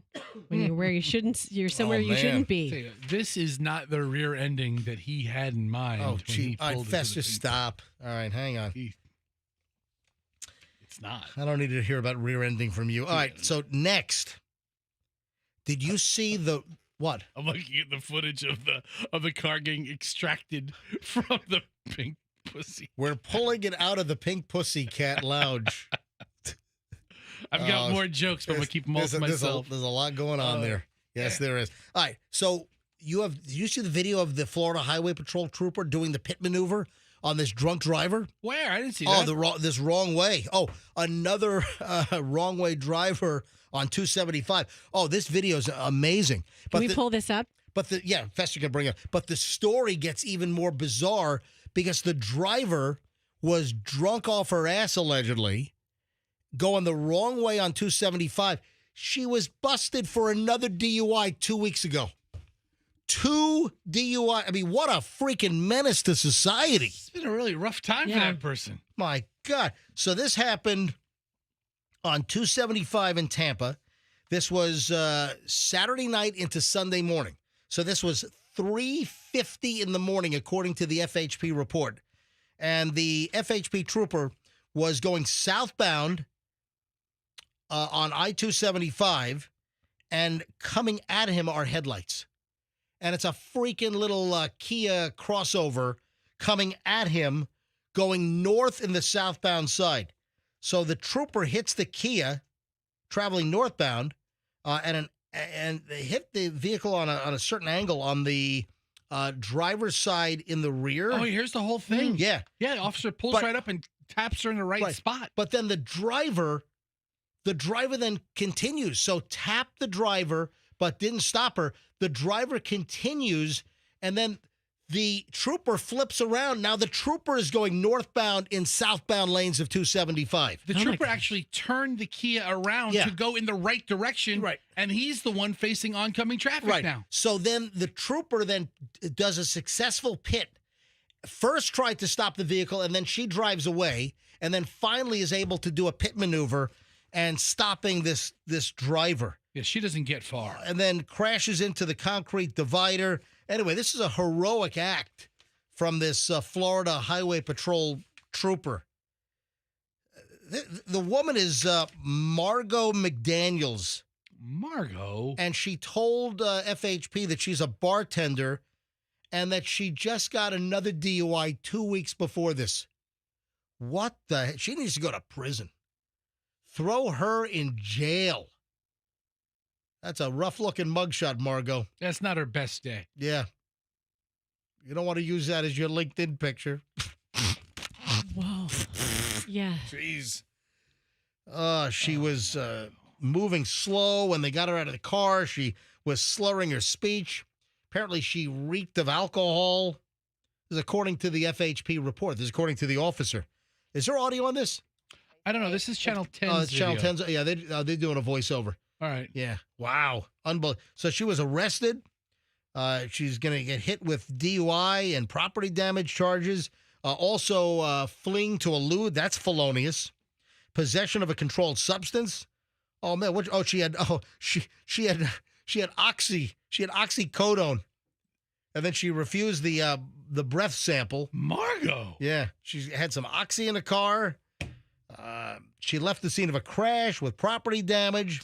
She had a suspended license, man. She is just a menace to society on Tampa Bay area interstates. I mean, I'm sure she's a lovely person. The hell?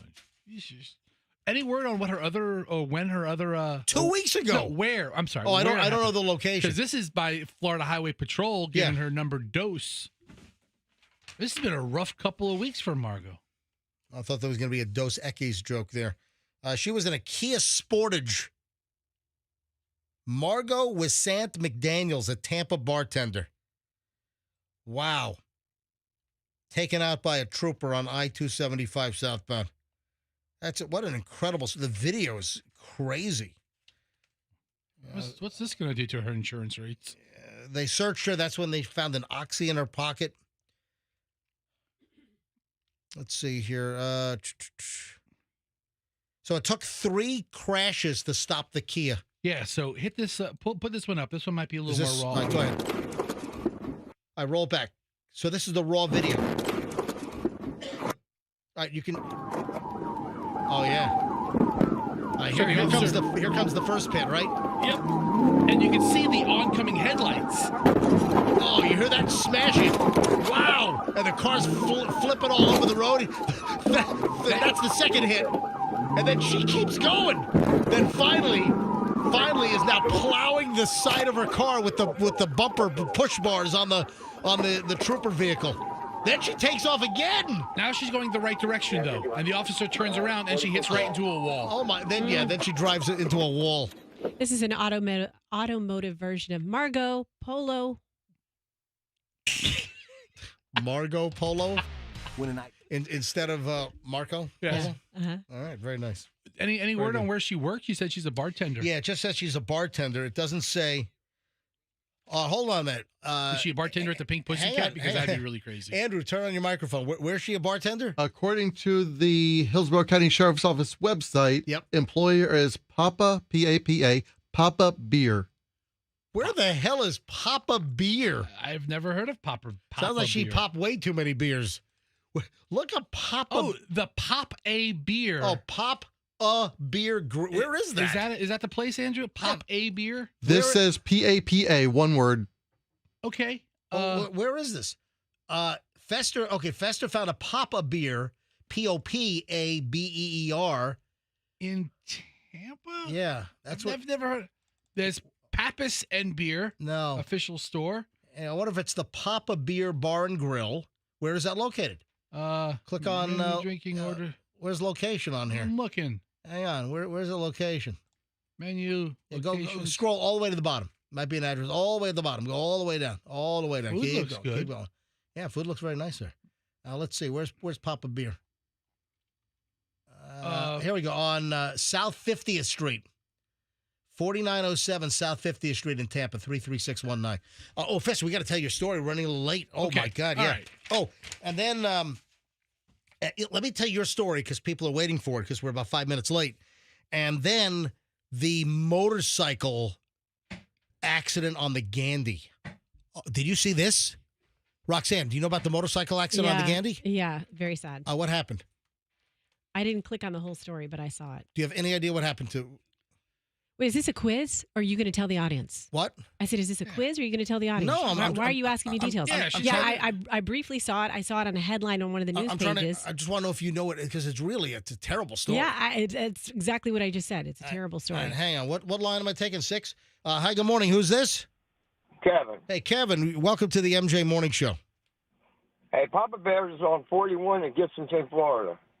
Hold on. So wait a minute. We found a Papa Beer on 50th. You're saying that she worked in Gibsonton? Yes, right there. It's on. 50th is 41. Yeah. Okay. I think All we're right. talking the Right same there in location. Gibsonton. All right. So it is Papa Beer. Pop A beer, Pop not A Papa, beer. like bear. Gotcha. So it's called Papa Bear's. Papa Bears or Papa Beer? Papa Bear's. All right. Oh, wait a minute. Papa Bears? Yeah. You know All what? right, I'm confused. A bear is in its logo, but it says Papa Beer in the Google search. I'm not looking to get into a contest with you. Hey, I'll take your word for it. Kevin, have you been there before? Yeah, I've been there many a times. Do you know this bartender? Yes, I do. Oh, you know her. Yes. I mean, Wow. What? Any observations? Can you tell us anything?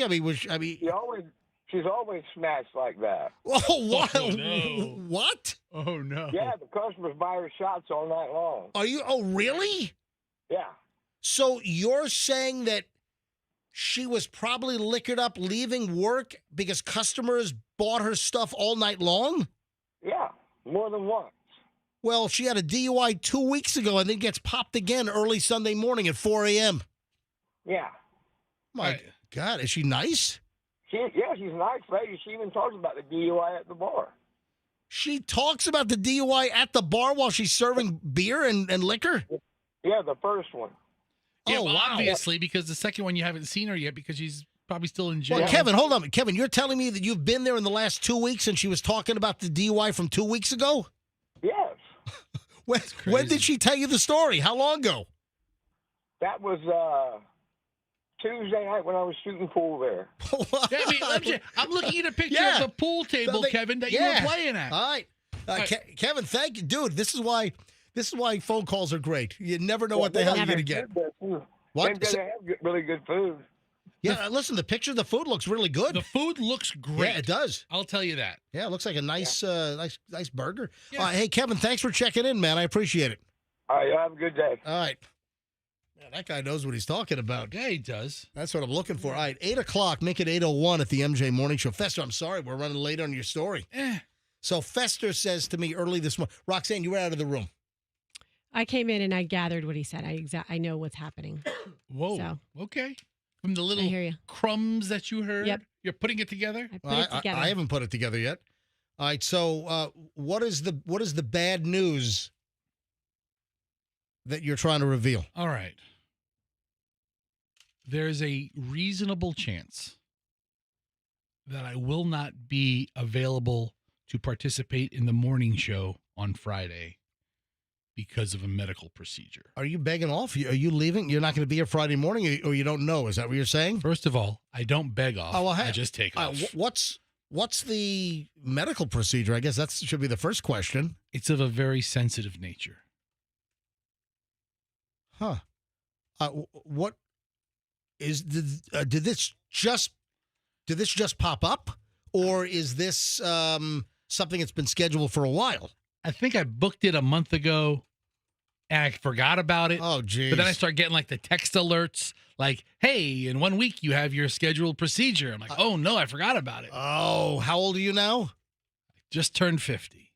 Oh, you're getting the. Yeah, You're getting the colonoscopy? I'm getting the caboose cam. Oh, man. Ass cam. Yeah, Wow. Really? Yes. It's your first one? my first one ever. Wow. I don't know what the heck they're going to find up there, but I I'm, have no I'm idea. scared. So anyway, I had to have a consultation, like a teledoc conference with the person, Wow. not the doctor, but somebody who prepares stuff for the doctor. And I met with maybe it was a nurse, and we talked about the procedure and what I have to do to prepare for it. And here's the thing: every time I hear of somebody preparing for, there's always like they have to drink something, or they're just telling me to take over the counter like Miralax and Colace and something else. No. You don't want that nightmare of having to drink a gallon of Gatorade with Miralax. No. You call them back and you tell them that you want a prescription for Clinpeak. Clinpeak? I think it's CLENPIQ. Look that up. Yeah, they're like two little bottles you drink, and man, it flushes you out like a Simpson professional pressure washer. Really? Yeah, oh yeah. These two Yeah, bottles? like a Simpson 6500. Yeah, is it Clinpeak? Yeah, CLENPIQ. Yeah, you got to find out if it's covered by insurance. Is it expensive? Yeah, I think if you pay cash, it's like $300 and something bucks. Get out of here. No, seriously. If you are going for a colonoscopy, don't mess around with the freaking pound of Miralax mixed with Gatorade.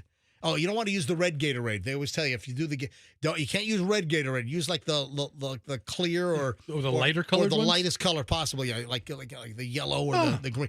Yeah. So you want Clinpeak, dude? You call them up right now. What's your ass doctor's phone number? 1-800-ASSDOCS. Ass docs. 1-800-ASS-DOCS. Yes. I'm getting it. Hold on, I want to see what happens if I call that number. Hang on a minute. Hang on. We don't want to know. Oh no. 1-800-ASSDOCS.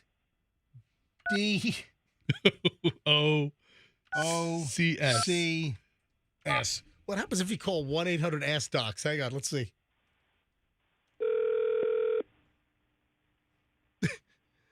We're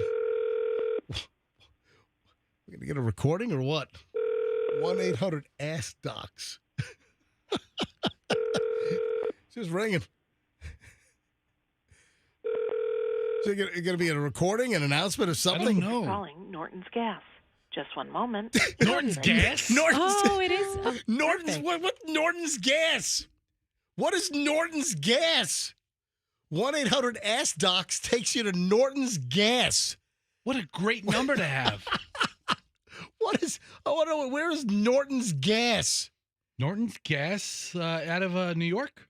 It's maybe upstate somewhere? I don't know. Yeah, it looks like it. It's a gas company? A gas Yeah, company. it's southeast of Syracuse. Norton's Gas. And it's Anyway. like just a building. It's not a big What the hell? place. It's like someone's house. Do they know their number? Maybe the guy's name is Norton. He has a bad gas problem. I don't know. Does Mr. Norton know that his phone number Wow. is Ass Doc? All right, so here's the deal. Fester. Yes. You want to call up your gastroenterologist, right? I call them ass doctors. All I right. don't know what they are. So you have to call them up and say, hey, instead of doing the typical Miralax and the Gatorade deal, can you prescribe me Clinpeak, CLENPIQ? That's what you want. It's like 2 bottles. It's ultra sweet, but it's like a breeze. You do one, then you do the other. You follow the directions. All right, hold on. Yeah. I'm going to the ass lines. My cell phone is blown up Yeah. with people who've had this procedure. Right. I mean, thousands and thousands of people have had this procedure. It's a very listen. Is it common? It's very hold common. on. A colonoscopy is very, very common. Okay. Yes. A lot of people are saying that you're blowing this way out of proportion. Who is? I have What am I blowing out of proportion? Gatorade and Miralax is the way to go. Nope. I've had 2 colonoscopies. The first one, I did the Miralax with the Gatorade, and trying to drink that much Gatorade and the Miralax, I hated it. That's the worst part of it was the prep. The colonoscopy itself, they Michael Jackson propofol you up, and then boom, you wake up, an hour later, and you have no idea. It's like, the worst part is the prep. The second time I got it, they prescribed me the Clenpeak, and oh man, I just remembered. You know what happened to me? What? My second routine colonoscopy is about 5 years ago, maybe 6 years ago. Uh-huh. I do all the prep. And then late at night, I got word that the doctor had a family emergency and they had to cancel my colonoscopy. Oh no. Yep. Oh no. I gotta drink 2 days worth of clear liquids. I'm telling you, do Clenpeak is what you. The phones are. I mean, a lot of people are pretty passionate about this butt procedure apparently and how to prepare for it. I'll pull it up. Yeah, the phones are all blowing up over here. Pam and Valrico. Hi, Pam. You're on the MJ Morning Show. Can we help you? Yes. Good morning, guys. How are you? Good morning. What's up? Hey, Fester, listen, I'm a nurse and a caregiver, and I have been through many people with this. My husband just did the Miralax. It does not work as well. Magnesium citrate. You can get it at Walgreens or CVS. It is in a small bottle. It's by a company named Fleet. I believe it is the same thing that MJ is talking about. It's very inexpensive. 2 small bottles you drink, and it will clean you out. It is the best thing ever. I do not like the Miralax and the Gatorade. I don't know who came up with that. Yeah. It didn't even really clean my husband out that well. Listen, Fester, you got to ask your doctor. So you're saying, what's the name of this thing? It's magnesium sulfate. All right, but that's just but that's just the chemical composition. Is there a brand? Yes, it's called Fleet, F-L-E-E-T. Oh, you did say that. Fleet, F-L-E-E-T? F-L-E-E-T. If you go into Walgreens, you could find it. They have the store brand, and that will do that's what people used to use years ago. Gotcha. That is the go-to. All right, Pam, thank you. Probably the same thing you're talking about. You're welcome. Try that. Thank you. I appreciate it. All right, so listen, ask your doctor. Just don't make medical decisions on your own. But I'm telling you, the Clenpeak was fantastic for me. I don't know. Vanessa in Lutz, maybe your neighbor. Yes, Vanessa, you're on the MJ Morning Show. Hi. Hi, I just wanted to share. I lost my sister to colon cancer a year ago this past Saturday. Right. She never had a colonoscopy because she didn't have insurance. The Clenpeak you can get for $50. I'm about ready to have my 10th. I had 9 polyps last year. Oh, wow. So, yeah. So you've done Clenpeak. Do you also agree with me that Clenpeak is the way to go? Yes, it's the best. Yep. Trust me. Yep. I've been doing it since 2000, having colonoscopies, actually 97, and I've had so many of them, and this is the best that I've had. And my doctor. Hold on, what are you at a colonoscopy every other Thursday? No, well, I had 97 was the year. Tumor. I've had a lot of things. She didn't have 90. I thought she had 97 colonoscopies. Vanessa, hold on. She didn't have 97 colonoscopies. She started in 97. She's had 10 colonoscopies. Oh, I thought you were getting like 25 a year, 26 a year. No. Right. But they're so important, and my brother made me pins because I preach to everybody. No, it is absolutely important. I'm sorry to hear about your sister, and I'm glad you're taking care of yourself. Thank you for calling. I don't think I need to do any more colonoscopy phones here. I want all the colonoscopy calls. Geez. I want to know. All about right, it. Fine. Oh, no, Dusty just hung up. Come on, I Dusty. know we're done. We're done. Hey, everyone that called in, thank you very much for holding. I do appreciate it. All right, there was one other Tampa Bay traffic story. Roxanne, you're very busy over there. You haven't said anything in like 9 minutes. Well, I mean, you guys are just doing such a great job. I'm just sitting back and listening to all the chatter. Are you doing a crossword puzzle? What are you I'm doing doing over a crossword puzzle. It's Sudoku. It's not Yeah. a crossword puzzle. Yeah. Give her a break. No, you guys. So back to this motorcycle accident. But you're engaged in something over there. What are you doing? I'm just asking for a friend. I've got posts that I have to work on for this show. Somebody has to do that, Somebody right? has to. God knows I So don't. we got that email over the weekend. Someone has to do it. So wait a minute. So you go silent for 10 minutes because you're working on. No, I go silent because you're talking about Fester's butt, and I have nothing to add to it. I have nothing to add. That's the best line. I mean, if you want me to talk about, I can go serious and talk about my sister. By the way, that's the best line of the day. No, we don't want to go serious. I mean, like, what do you want me to do? You want to joke? You want a butt joke? Beauty is in the eye of the butt holder. That's what I have to say when it comes to Clint Peak versus. I got plenty of jokes, but you guys are loudmouth, so I let you do Roxanne, your thing. let me now ask back you to a the question. motorcycle. Oh. Yes. What's your question? I just wanted to say, ask you a question. Good one. Let me ask you. I have no question. So the motorcyclist. And the reason I didn't tell you before is because if I had told you what had happened, why'd you blurt that out? I was going to tell everybody what happened. It's a thing. It's a very sad thing. So I kept it. It's sad. But it's also, this is a self-derived outcome. I mean, this is, and I see this all the time. You've heard me complain about this. Usually, I don't know, it's a couple of times a month. You know, driving the Gandy, not to work at 5 o'clock in the morning, but, you know, when I'm leaving, I said Gandy. Sometimes I take the Gandy. I mostly take the Howard Franklin, but, you know, I'll bounce back and forth. If I need to hit, you know, South Tampa, a little further south, I'll take the Gandy home. Or if you want to make a stop at the Goodwill, huh? Oh, yeah. Oh, yeah, the Goodwill. There's some new fashions. No, but seriously, some of these maniac motorcycle drivers, you know, the Harley drivers these aren't the problem. They're not the problem. The Harley drivers and like your Kawasaki road bike guys, they're not the problems. It's the Kawasaki and the Yamaha and the Suzuki, the crotch rockets. This guy was driving a Honda. Yeah, Honda. I mean, some of these like rocket bikes that are like 220 mile an hour bikes. And they're generally young kids. They're generally like, late teens, early to mid 20s. And I see these maniacs on these motorcycles, you know, several times a month. I mean, thank God it's not every day.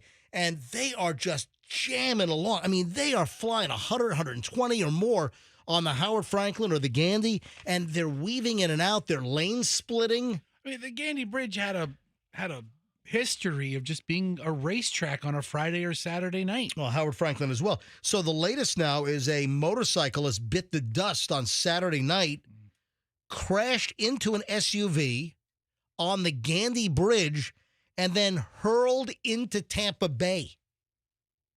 He was flung from his bike, hit the car, and then flung into the water, and the Tampa PD dive team had to search for his body.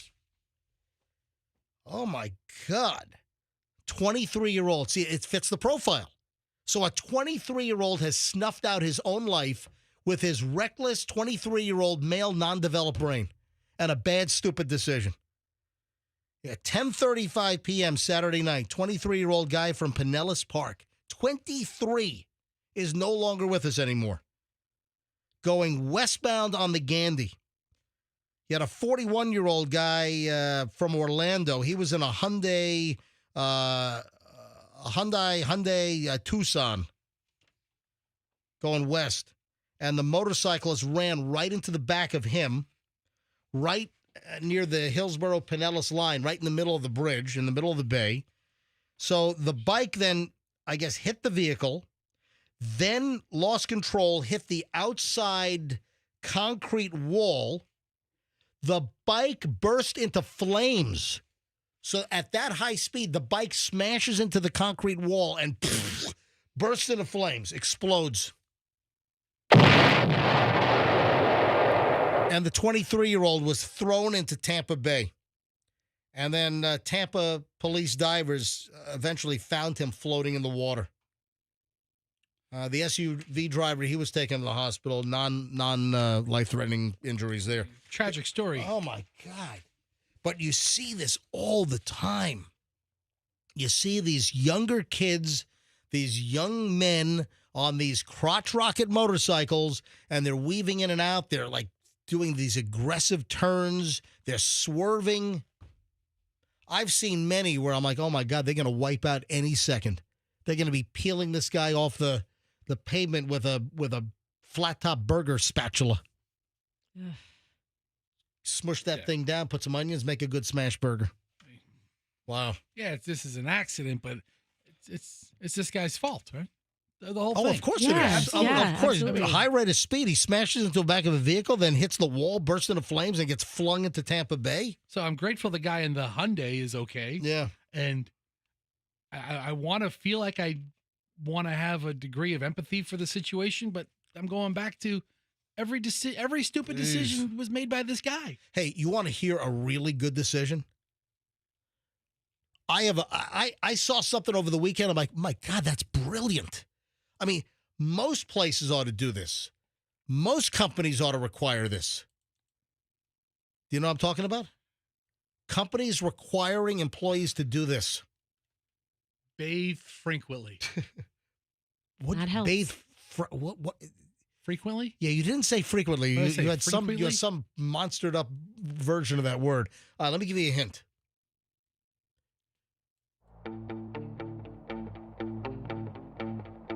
Oh, yeah.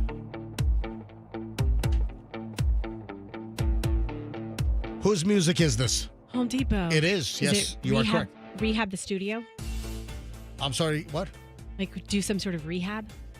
No. I'm saying that Home Depot Yeah? is having employees do this. Oh, And this is the company that's having employees do this. Home Okay. Depot is having their employees do this, and it's a certain type of employee. Let me give you another hint. At Home Depot, we're going to make corporate employees do this at least once a quarter. Any other guesses? This is brilliant, and every company ought to make people do this if they're in a similar situation. Okay, let me just- it could be anything. Yeah, let me just tell you. Was it volunteer in the community? No. All right, that'd be awesome. Home Depot is going to make their corporate employees work an 8-hour shift in an actual Home Depot store at least once a quarter. That is brilliant. I mean, you got to be able to know what's going on the street. You got to be able to know what's going on in your actual store. You know, you have these corporate executives and they're sitting in their offices. And do they really have an idea? Are their feet really on the ground? Are they in touch with what is actually going on in the stores? I think it's brilliant. Home Depot is going to require their corporate employees, including all the executives and senior management, to work one 8-hour retail shift in a store per quarter. That's a great idea. That's great. I think it's brilliant. Yeah, what's not to like about that? Every company in a similar situation ought to make their executives and the in the cozy offices have to touch the ground, feel the customers. Yeah, that's a great idea. Until you walk I'm not really feel the customers. I don't want Roxanne going to get like a toilet floater. And then, suddenly she's getting touched by a Home Depot executive. I work in the finance department. I don't want you getting fondled and grappled over there, okay? Okay, okay. This is a great idea until you go to Phil in accounting and you ask him where you could find this washer.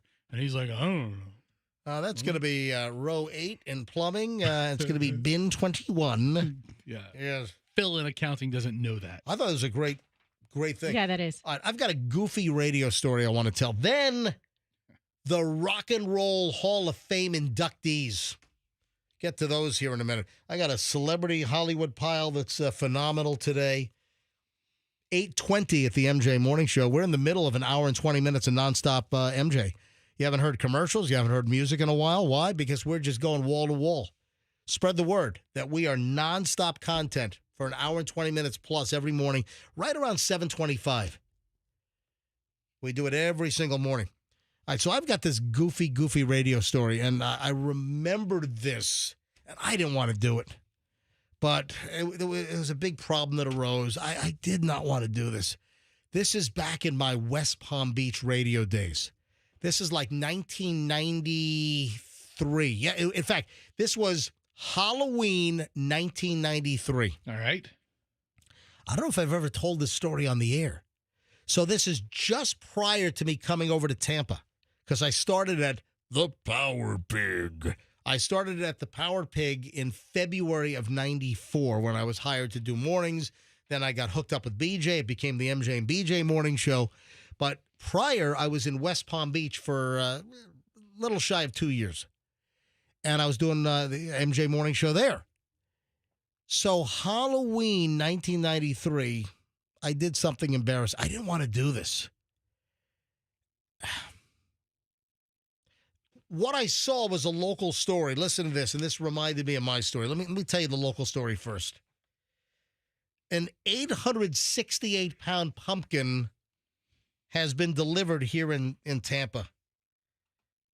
Bierce Groves. Do you know where that is? They always have the biggest pumpkin. Every year they buy the biggest pumpkin. But wait a minute. The pumpkin this year is like almost half the size of last year's. Yeah, I saw I think 2 years ago I went to Bears Groves to see the pumpkin. Why do you say Bears? You're the one who always corrects me that it's Beers. So the family pronounces it Beers. Beers.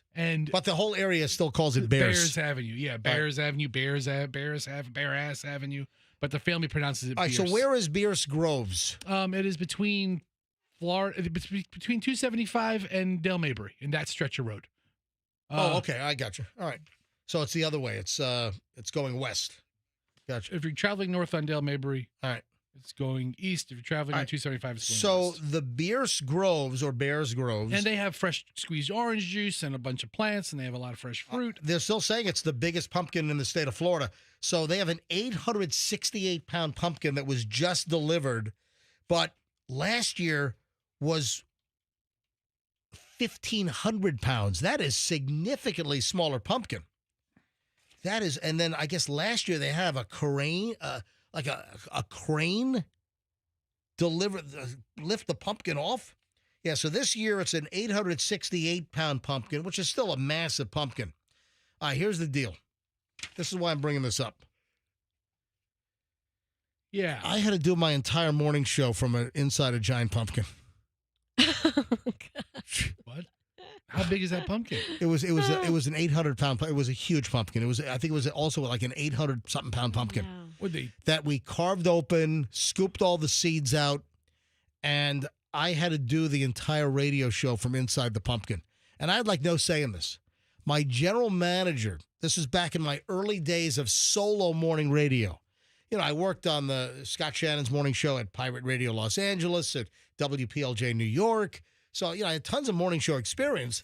But when I left New York, when I left WPLJ in 1992 to take my first morning show solo job in West Palm, a little over a year after a little under a year. So I joined them in October, somewhere in October 92, September 92. And it was the next year. It was like October of 93 that my general manager, Steve Lappa, good guy, rest in peace, Steve, recently passed. Steve comes to me and says, yeah, hey, I'm going to have you do the whole show in a pumpkin. I'm like, what? What'd you say? Okay. Yeah, I'm getting a giant pumpkin, and I've already sold it. We're going to put you in the Perkins parking lot. Seriously, like on Forest Lake, wherever the Perkins was over in West Palm. And he already sold it. So it's like not back. He already had thousands of dollars in ad money from Perkins. And the pumpkin was being brought to the Perkins parking lot. Oh, were they advertising like the pumpkin pie or something? Because Perkins are great pies, man. I can't remember what the hell it was. Or it was hey, Perkins is your upcoming Thanksgiving pie destination for all of you. Anyway, so Steve Lappa sells Perkins this promotion and tells them that I'm going to do the whole show from inside a giant pumpkin. I'm sitting like crisscross apple. I'm sitting Indian style. You fit? It was an 850-pound pumpkin. Yes, you would have fit in this thing. Dude, Fester would have fit in this pumpkin. Oh, my goodness. So I'm inside this giant pumpkin. How bad did that smell? Oh, it was misery. For 4 hours, I had to do my morning show inside a freaking pumpkin. And I couldn't get out of it. He comes to me after he already ordered the pumpkin and tells me he already sold the promotion to Perkins. So I couldn't get out of the damn thing. So I had to sit in a freaking pumpkin, and the pumpkin juice, and my pants were all soaking wet with pumpkin juice. That's awful. I remember one thing was interesting. We had to sign a contract. Apparently, the radio station. This was 95.5. This is WOVV. They became Star 95.5 over in West Palm. And I found this out after the fact. After the general manager bought the giant 800-pound plus pumpkin, he had to sign a contract, and agreed that he had to turn every seed over to the seller. That was part of the deal. Once the pumpkin was cleaned out, every single seed, so all the guts, had to be shipped back to the pumpkin grower because they wanted the seeds and the genetics. Yeah, that's the money right Yeah, there. they wanted the seeds because those seeds will also grow big pumpkins. It's in the genome. So we had to send, and I guess I kept like 10 seeds. Just in case. I kept 10 seeds. Yeah. I busted the contract. Yeah. So you don't want to piss off Big Pumpkin. I had to do a 4-hour radio show on a freaking pumpkin in a Perkins parking lot in West Palm Beach. And then what happened to the pumpkin? After you cut a pumpkin open, it wilts pretty quickly. Yeah, I think we left it in their parking lot so people could come by and see the spectacle. I think it was part of the deal that we'd leave the pumpkin there. That's terrible. That might be the worst radio idea I've ever heard. I've heard some terrible ones. I actually got a picture in the Palm Beach Post, though. If you look at the Palm Beach, hey, go to the Palm Beach Post. Seriously, go to the Palm Beach Post right now and see if they have an archive. You know what? Just go to Google first. All right, Google. Go to Google. Type in WOVV. WOVV. Radio show. Pumpkin. PUMPKIN. Yeah, and MJ. Type that. Maybe it'll come up in the archives in the Google search. Community radio. WOVV is community radio. No, that's something else now. That's someone else took those call letters. Okay. No, I don't see it anywhere. I don't see like a Palm Beach Post archive. If you go to their website, I'm sure they have like a paid archive. And there's a picture of me in the frickin' pumpkin. Seriously. Which is probably online somewhere. What a nerd. Dude, I didn't come up with it. Why are you calling me a nerd? You couldn't have done like the... Go to Palm Beach Post archive. Just type in archive. No, just type in Google. Archive. Yeah, archives right there. It's first thing. Click on that. Archive. And you got to see a picture of me. Seriously, I'm in the freaking pumpkin holding a microphone with my headphones on and everything. I agree. Yeah, agree to that. I type in radio. RADIO. Pumpkin. PUMPKIN. Perkins. PERKINS. MJ. Search. Lurch. Go ahead. Sorry, there are no articles that contain all keywords you entered? Let me try it again. How about pumpkin and radio? Yeah, pumpkin radio. Pumpkin radio Perkins. All right, try that. All right, see if that comes up. Everything spelled correctly. All right, search. Oh, no articles. Just do radio pumpkin. Radio pumpkin. Yeah, jeez. See if that comes up. Oh, there's a picture of your head. No, that's 20. Palm Beach Post. 30 records. All right, hang on a minute. All right. Oh my God, there's 50 stories. How the hell radio pump? I keep going. It's 1990. Go down. It's going to be 1990. All right, Fess, let me take control here. Hold on.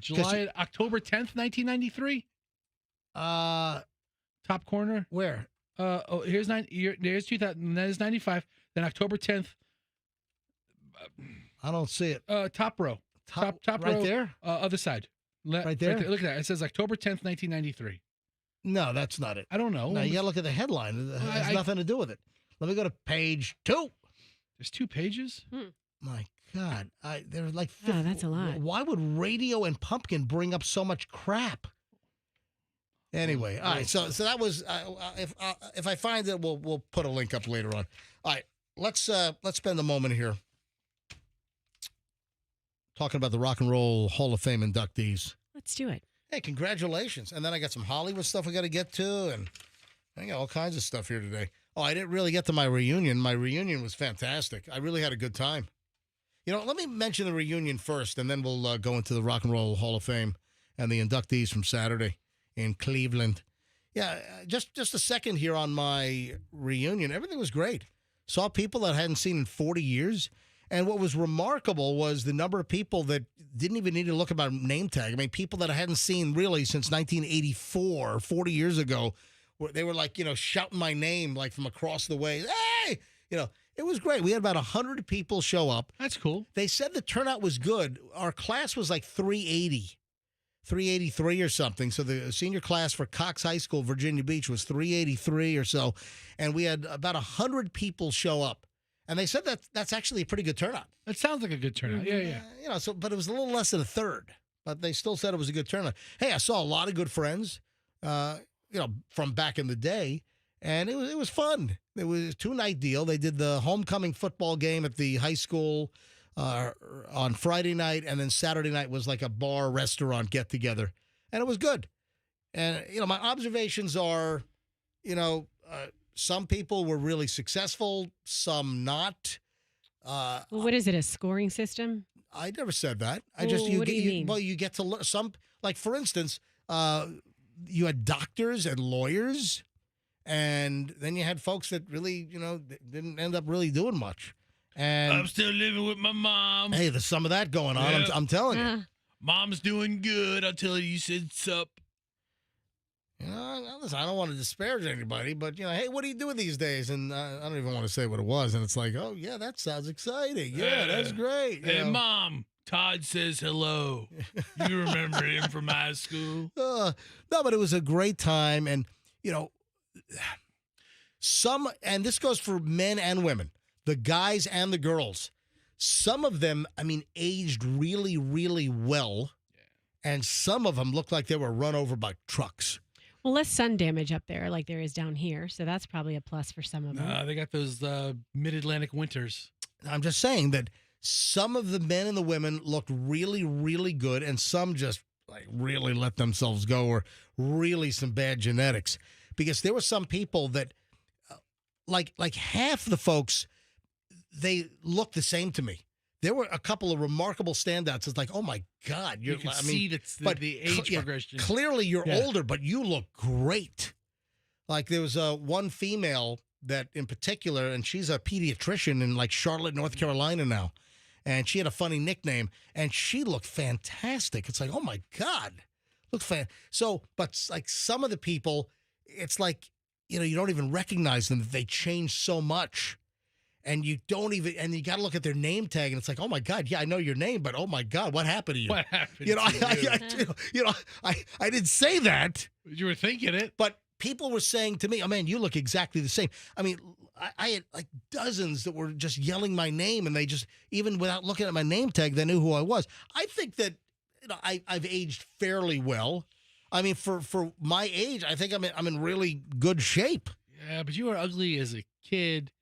And you've remained ugly, so you weren't that hard. It says Mr. GQ over here. I'm not a good-looking man. I'm an ugly man. I get that. I'm only preaching the truth. Who's uglier, MJ or Fester? Let's hold the contest. You know what, dude? It's neck and neck. Yeah. So I'm glad you had a good time. I had a great time. I really did. And Michelle's making fun of me. Hey, how was your kegger? Hey, you hook up with any old girlfriends? I'm like, no, they're both dead. Okay, no, seriously. All right. Oh my God, I gotta tell this. Oh, geez, this is terrible. I did bowling for obituaries. Whoa, was that like the charity or something? No. I feel bad. Would you have to look people up? No. So, remember last week I spoke about two of the girls that I dated are deceased. And on the spreadsheet that was put out of the entire class of 84 for Cox High School, that everyone had a cell, the line on the spreadsheet, 1 through 383 or whatever it was.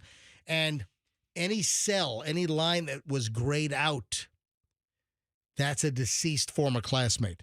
And on Friday's show, what did I say? That there were did I count 11 or 12? Something like that, yeah. There was actually 14.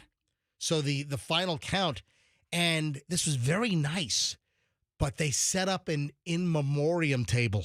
I told you they were going to do that. Yeah, you did say that. They set up a whole table with pictures in frames. So they went to, some cheapo place like Big Lots or something, and they bought these 8x10 frames. And somebody put a lot of work into this, and they printed out the obituary photo. Oh no! When they could find it from the website for the funeral home, they printed it out and they put it in the frame. Anyway, we had 14, and if they couldn't find the picture, they had a picture of a tulip. But then they had a poster that had all of the class senior year pictures of all the deceased. That was on the front of the table. Then on the big 7-foot card table, they had all these picture frames with the names and the obituaries of the individuals. And I was over there with Doug, and we were looking at all the people, and I knew everyone. I knew every single one that was deceased, and you can't believe it. And I'm standing there with Doug, and I pointed to one of the pictures, and my finger hit the frame, and it's like really light and flimsy, and it went boop, boop, boop, boop, boop, boop, boop, boop, boop, and I knocked down like 50% of the obituary photos because I touched the frame and it was like so flimsy. It fell over and it knocked over. It was like bowling for obituaries. And it knocked over all these damn pictures. I'm like, oh my God. And Doug is cracking up. I felt awful. I broke one of the frames because it fell off the table and hit the ground. I'm like, oh my God, what have I done? Come on, man. My God, I'm going to hell. I mean, I'm going to hell. I mean, you were going before the reunion, but this just solidified. No, but I picked everything up, and it was like Surf Pro, like it never even happened. Like it never even happened. Let her rip, Randy! Yeah. So you had a good time. I'm happy about that. Yeah, no, I had a great time. The reunions I've been to, the kids that were good kids and nice kids grew up to be kind of nice adults. And the kids that were jerky and bully and the party crowd and the drunk crowd, So they're still burnouts and yeah, wow. still the same. All right. And I was fat ahead of my time, so I still remained fat at my reunion, and other people caught up to me. So I was like a leader. Oh no, You're the leader, the large leader. Yes. Julian just texted me because Julian must be listening up in New York right now. Julian, who's 20, just started his sophomore year at NYU Film. He's only been out of high school now for what, 2 years, and Julian says they already lost one person from his class. How's that? Okay, hold on. I mean, sad. Oh, it's terrible. I mean, any group of a couple of hundred I know, people in I that know. age are going to lose I somebody in understand. their late teens. I understand actuarial. Yeah. All right, on to the Rock and Roll Hall of Fame. Looking forward to this. I like playing little sound clips of the inductees. Were you aware of any of the inductees, Roxanne or Fester? I was aware of 2 of them. Without looking at, are you looking at anything? Nope, I'm not. All right. What inductees that were inducted Saturday night at the Rock and Roll Hall of Fame in Cleveland are you aware of? Sure. That is correct. And I think I heard or saw or read Ozzy Osbourne. Yes. That's correct. Absolutely. And a couple of the bands I think I saw the list because this is the induction. I think I saw the list when it came out. Oh, the nominations. Yeah. Right. But I remember Cher and Ozzy being on the list and Foreigner.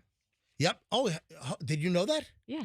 You didn't look that up? It's same as Fester. I mean, All reading 80s and 90s music news. The list came out like 3 months ago or 4 months ago. And yeah, I guess Foreigner's on the list. Mary J. Blige. Is she? Yeah. Yeah, so Mary J. Blige, she was inducted. I was probably sitting in the pumpkin getting all pumpkin juice in my crotch. Oh, no. And I'm... Yeah, so congratulations, Mary J. Blige. A real love. Yeah.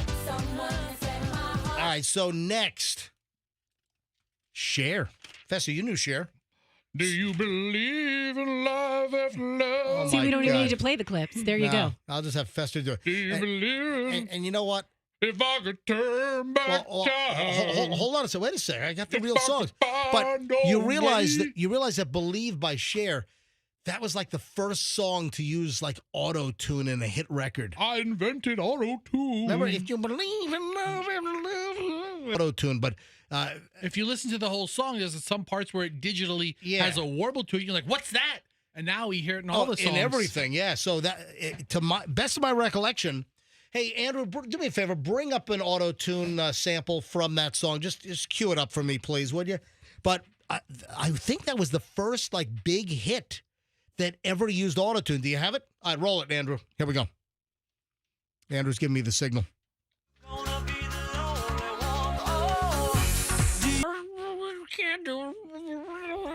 Yeah, I typed first song to use auto-tune into the Google. Yeah. And Believe pops Seriously, up. that song changed, like, music. Yeah. That song is like the fulcrum. That's the turning point for good word for music. And Cher can sing, and they still used auto-tune.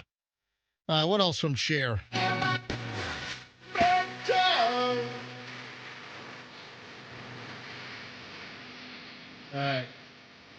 All right, so there you go. Little share. All right, who's next on the list here? Dave Matthews Band. Dave Matthews Band was inducted. I'm not a huge Dave Matthews fan per se, but I do like that. I just found that always very catchy. So that's like the only Dave Matthews song that I really like. I'm not a huge Dave Matthews fan, but I do like the intro of Ants Marching. Crash Into Me. And Crash Into Me. That was, you know what? That's a good song too. I mean, Those are the only two Dave Matthews songs I like. Yeah, I think they're all, I mean, they just all sound very similar. Really? Yeah, I do. Okay. All right, and then we had Foreigner. And Lou Gramm actually showed up, I believe, because Lou Gramm does not tour with Foreigner now. Is that correct, Andrew?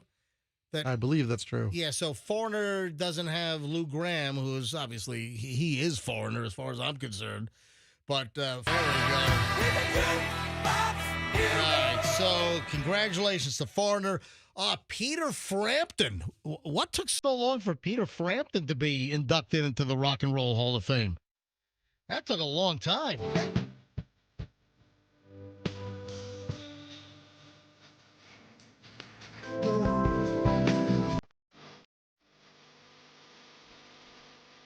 Here's another song when I was a kid. Show me the way.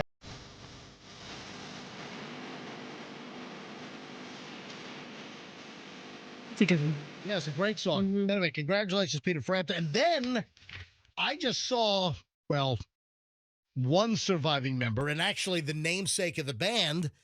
Remember, I was invited to the Edition for their New Year's Eve party, and they had Kool and the Gang. So Kool and the Gang was also just inducted. Robert Kool Bell is his name. He's the only original member, and he's the dude that the band's named after. Everyone else is not in the band. So you had Kool and the Gang also inducted, but really, Robert, Bell, Robert Kool Bell.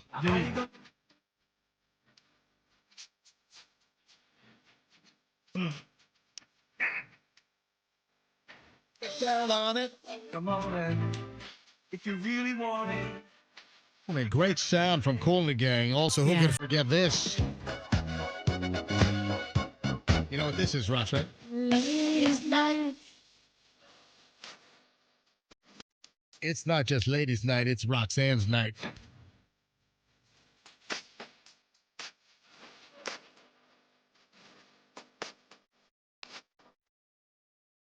And then there is not one bar mitzvah, bat mitzvah, or wedding in the world, even like in Turkmenistan. The whole world. that go. And then, Ozzy Osbourne. That's right. Ozzy has been inducted into the Rock and Roll Hall of Fame. Of course, everyone knows. I did this out. I don't think I had this in Friday's pile. I just didn't get around to it. What's that?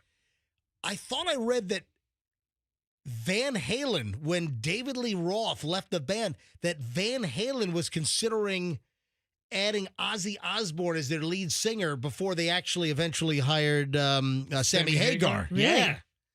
Yeah. That Ozzy Osbourne was in consideration to be the lead singer for Van Halen. Wow. That changed everything. Yeah, that's a different sound. When Ozzy Osbourne, when he was younger, though, I mean, Ozzy Osbourne, he had it, man. He was running around wild. And now he's his sound is so much different than Sammy Hagar's. Yeah. So Black Sabbath was inducted in 2006 as a band. Okay. So this is Ozzy by himself. This is Ozzy as a solo act, because Black Sabbath has been in for a while. And then, one more, A Tribe Called Quest, which I know the band, they just had I don't think they had any hits. So a Tribe Called Quest is a influential band. They certainly made a mark. They were inducted, but I just don't think there's anything I can play that anybody would know from A Tribe Called Quest. So there you go. Those are the 2020. Hang on a minute. Those are the 2024 inductees in the Rock and Roll Hall of Fame. All right, so A Tribe Called Quest was a transformative hip hop group that there's no doubt about it. That inspired a generation of singers. Yep. It's not exactly Q105 music, but A Tribe Called Quest had a bunch of songs. Yep. All right, I think that's about it. Cool. Congratulations. I think I've covered them all. Those are the inductees of the Rock and Roll, and they had a bunch of stars there, like Julia Roberts. I think that she was involved in the induction of Dave Matthews Band. She a big fan of his? Well, no, Buffett was posthumous. Well, Buffett was, he wasn't inducted, though, was he?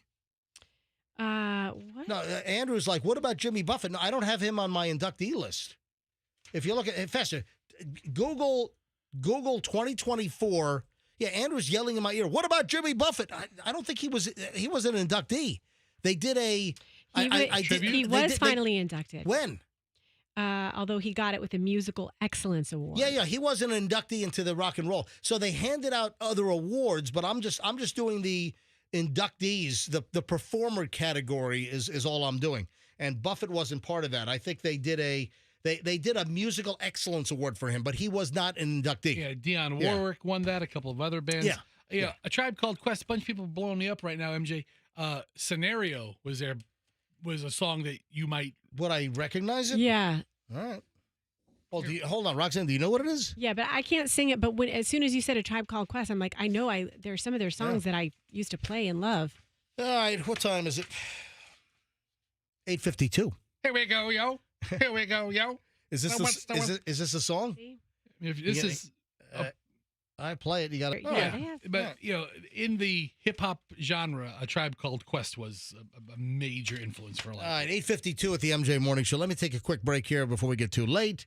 This concludes handsomely over an hour and 20 minutes of nonstop MJ. When we get back, there is a Hollywood pile. Oh, we got kind of a terrible American Idol story. What happened to Kelly Clarkson?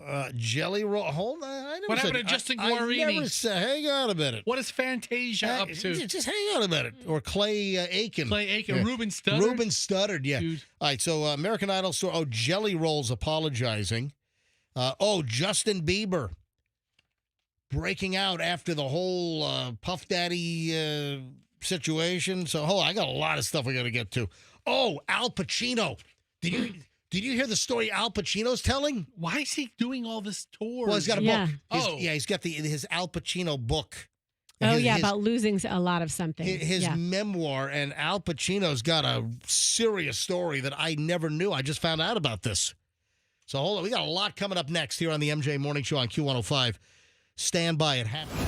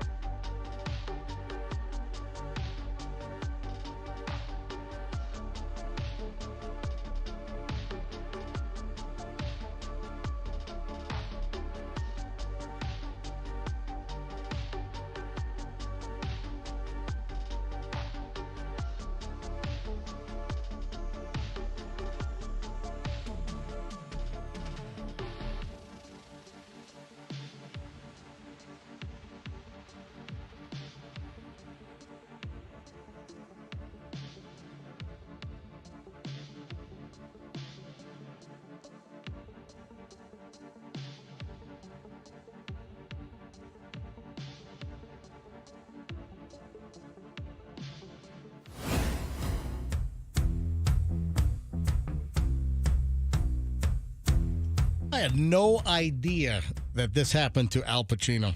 I got a whole pile of like celebrity stuff I want to get to here before it gets too late. Oh, and there's also an update on that Lieutenant Dan character. Jeez, that guy's going to be like a rash. He's not going to go away. You know what? His daughter was right. This extra attention is being brought to him. Oh, yeah. Is not going to lead to good things. You are 100% right. That's our opinion here on the MJ Morning Show, because he's threatening to be all litigious and everything. All right, so Al Pacino, who saw the Al Pacino story? Who was it that indicated before the break that... Are we talking money? His financial... No. Nope. I thought somebody was sort of... I thought someone, before the break, who was barking up the right tree? It was me talking about his losses. No, right? no. Yeah, but there's something else. Al Pacino is kind of dredging up a very, very unpleasant childhood memory. Oh, no. Yeah, so Al Pacino has his new memoir out, Sonny Boy. He's 84 years old now. Al Pacino, in his book, he wrote that I seem to cheat death on a regular basis. I was like a cat with many more lives than 9. I had more mishaps and accidents than I can count. What exactly happened, Al? I speared my penis. Oh my God. Oh my God. Oh, you know what? You know what's crazy is I did see this headline and it was so like I didn't want to think about it, so I just deleted that file from my brain completely. Even when you brought up his name, I'm like, I know I saw something, but that's so awful. Oh, that's terrible. How do you even get a spear close to your wiener? Well, it wasn't like a tribal spear. No. It was a fence spear. Yeah. So Al Pacino says, I'm all squeamish to tell it now. He says, I was walking on a thin iron fence, doing my tightrope. Oh, no. Doing a dance. It had been raining all morning, and sure enough, I slipped and fell, and the iron bar hit me directly between my legs. I speared my wang. I could have killed the poor guy. Yeah. Yeah. That is not the way you want to go out. He says in the book, in so much pain I could hardly walk home. An older guy saw me groaning in the street, picked me up, carried me to my aunt's apartment. Waited for a doctor to arrive. Yeah. Call a doctor. Al pierced his wiener. I lay there on the bed and my pants completely down around my ankles. As the three women in my life, my mother, my aunt, and my grandmother, poked and prodded at my penis in a semi-panic, I thought, God, please take me now, as I heard them whispering things to one another as they conducted the inspection. Say hello to my little friend. Yeah, he lost half of it in the spearing accident. No, I don't think there was anything permanent. Yeah. So his unit remained attached, so it didn't get cut off. But he says, to this day, I'm still haunted by the thought of my wang. Yeah. So apparently it still worked. I can't say I blame him. Yeah. But did you know that? I never knew that Al Pacino was speared in the pecker with a. No. Yeah. How would we know that? Does this move you to buy the book now to read the sliced pecker story? You know what? I think that's probably the best part of the book. You know, I'll wait for it to hit the cutout right. No. Listen, I like Al Pacino. There's got to be a couple of good stories from the Goodfellas days. Al Pacino, Robert De Niro. Not Goodfellas. I'm sorry. The Godfather. Godfather. Yeah. Yeah. Bruce Springsteen. Did you hear what Bruce Springsteen said? Yeah, I surely did. And I thought that works out well for him. Was he hold pierced on. in the wiener also? No, Bruce No. Springsteen was never pierced in the wang. All right, so what do you think I'm about to say about Springsteen? The secret to his success is that he pays the people around him really well. That is correct. So Bruce Springsteen, who is apparently a billionaire. Didn't it come out some time ago that Bruce Springsteen is worth at least $1 billion? Good for him. He said that he pays a tremendous amount of money to his band. Listen, some of the E Street Band, they've been around since the 1970s. Yeah, Springsteen spoke about the band's longevity. I guess he was at a screening, I think this might have been in London on Friday, and they were doing a screening of a new documentary about the band. And he was just saying that he's 75. He's worth, Fester says, $1.2 billion is what his... According to the Googles, yes. The Google says he's worth 1.2. And he always says that he's a pretty nice boss. He says, I pay them a tremendous amount of money. And that greases the wheels pretty good. Yeah, he said this at the event on Friday. And then, I'm a pretty nice boss. The truth is, you need to cast your band well. If you get the art right, the music right, and the band right, you go out and play every night like it's your last night on earth. That was the serial philosophy of the band, and we're sticking to it all these years later, since the 1970s. Now, the lineup has changed, but, you know, he's had some constants or some that have been in and out, but the crux of the story is that he pays his band, so the bandmates make a lot of money. Good for them. I'm sure they're all millionaires. I got to believe that they're all, multimillionaires at this point. Rosie O'Donnell's daughter. Did you see this? Remember, this was not, Rosie did not have a daughter through natural means. Rosie O'Donnell adopted. Okay. And I remember this. I remember when Rosie O'Donnell this is years ago, and Rosie O'Donnell's adopted daughter is a mess. Why? Rosie O'Donnell's infant grandson from the adopted daughter was found living in absolute squalor. The infant was found, this is Rosie O'Donnell's adopted daughter's son, or Rosie O'Donnell's grandson. What? The infant was found in a house filled with meth pipes. Oh, my gosh. Dirty diapers, rotting food, garbage razor blades. And Rosie O'Donnell's daughter has been arrested on child neglect charges. Chelsea Bell O'Donnell, adopted as a baby by Rosie O'Donnell, called the cops last month because she was having some kind of a squabble with her boyfriend, Jacob Neeland. The cops show up for the second time in a week because they'd been called to Chelsea O'Donnell's home prior. And then originally they downplayed the situation. The cops left. They weren't able to, pin anything on anybody. There were no domestic violence charges or anything.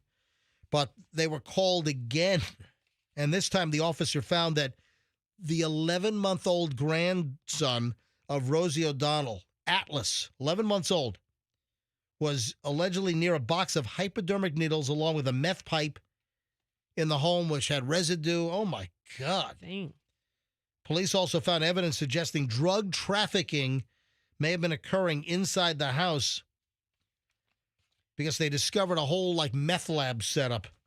They had a cook, meth cooking setup, set up in the place. Walter White deal. Yeah, meth kitchen. Chelsea had 18 grams of meth on her. Okay, that seems like a lot. Yeah, 18 grams of meth. O'Donnell was charged with 4 felony counts of maintaining a drug trafficking place, child neglect, possession of meth, possession of THC. So this is up in Wisconsin, apparently. How does Rosie O'Donnell's adopted daughter end up in the middle of the Midwest? In a freaking meth house in Wisconsin. Right? Yeah, no The kidding. hell? Jeez. All right. I mean, she sounds like a disaster. Now, listen to this. One of the officers found a digital scale, to weigh drugs and other apparent drug paraphernalia under a baby crib. Oh, God, that's awful. It really is. You need a place to store everything. I get it. How did Rosie O'Donnell's adopted daughter go bad? And she's like right out of a freaking Cops episode now. Right? So she moved out like the day after her 18th birthday. She like turned 18 and bolted from Rosie's house. And she's really made a good, really good path for herself. I mean, Wisconsin has really nice summers. Oh, God. Listen to this from the police report. Rotting food, moldy dishes. The inside of the home was disgusting with milk that stunk so bad it almost made me puke. Dirty diapers, used female hygiene products, unclean underwear with feces and blood stains, and used razor blades on the floor.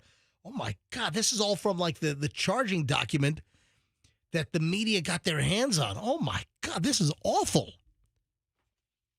I guess the first media outlet to get all this and break the story was In Touch. Do they still make a magazine, or are they just online now? I have no idea. I saw a lady. Listen, I'm on my airplane yesterday, and there's this lady in the row right across from me. I was in 10C, so I had an aisle on the left side of the plane, and this woman sitting right across the aisle, and she was reading an actual People magazine. Wow. Yeah, I didn't even know they still published the actual magazine. Like, you can't go buy a Time or Newsweek, right? Those are done. Are they? I haven't seen a magazine rack in a long time. I mean, Time might. I mean, an airport might be the one place you'd see a magazine. Yeah, rack, you know what? I do see. You're right. I do see magazine racks at the airport. I just don't look at them. It's just everything's online. But I do, like with a book. I don't like to read like a Kindle, or I want to hold a book. I want an actual printed book. I am the same way. I like that too. I know. I agree with you. I fully support your physical book purchasing. Not me. I like to have somebody read it to me. I'll just sit here. In special English? Yep. Man, what a mess. Rosie O'Donnell's adopted daughter. It really is. She was charged with meth possession, bail jumping. Oh, my God. Cops also alleged that she had pills, including oxycodone, morphine sulfate, hydrocodone. Those were stuffed in her bra. Man, she's a freaking wreck. I don't know how many more ways we could say she's a disaster than we already have. I didn't even know her. I don't know anything about her family. I know she adopted some kids. So I haven't heard anything about them. She bail jumped? I guess what? She skipped out on a bail, on a bond? Oh, my God. Rosie O'Donnell in 2017 said that Chelsea was mentally ill. Okay. And had a hard life after being born to a drug-addicted mother. Oh, so Rosie O'Donnell adopted her, and apparently what are you laughing? You're smiling over here No, like it's a comedy act. It's not a smile. It's a grimace. It's a squinty eye grimace. Oh, that was Look, you can't had a smile see on your my face. mouth. All right. The sight line in here is not such that we can. I can see your mouth. Okay, let's critique my No, facial expressions for the remainder of the show. Let me see the expression. No, No, it was you were smiling. I just didn't know whether there was something else you wanted to add that was funny. I don't know. Nah, there's not a lot of funny stuff to add to this one. I don't know, Rox. It looks a little bit like a smile. Like you know what? You caught me. I'm secretly happy. You knew it, Fester. You knew it. I'm secretly happy that this happened. You are thrilled that a drug-weighing scale was found under Rosie O'Donnell's adopted daughter's crib? I don't. I mean, I care for the sake of that child. Yeah. No, sorry. I looked up at you. You were like smiling. I just wanted to know if there was something I needed to know. Roxanne was laughing. Don't take it personally. I'm sorry. You missed it when she cut her mic off so she could audibly chuckle. I was trying to high five you about it, Fester, but you wouldn't take my high five. Yes. All right. Now, I don't even know if I should be doing this story because the later American Idol winners, I have no idea who the hell they were. Was this a winner?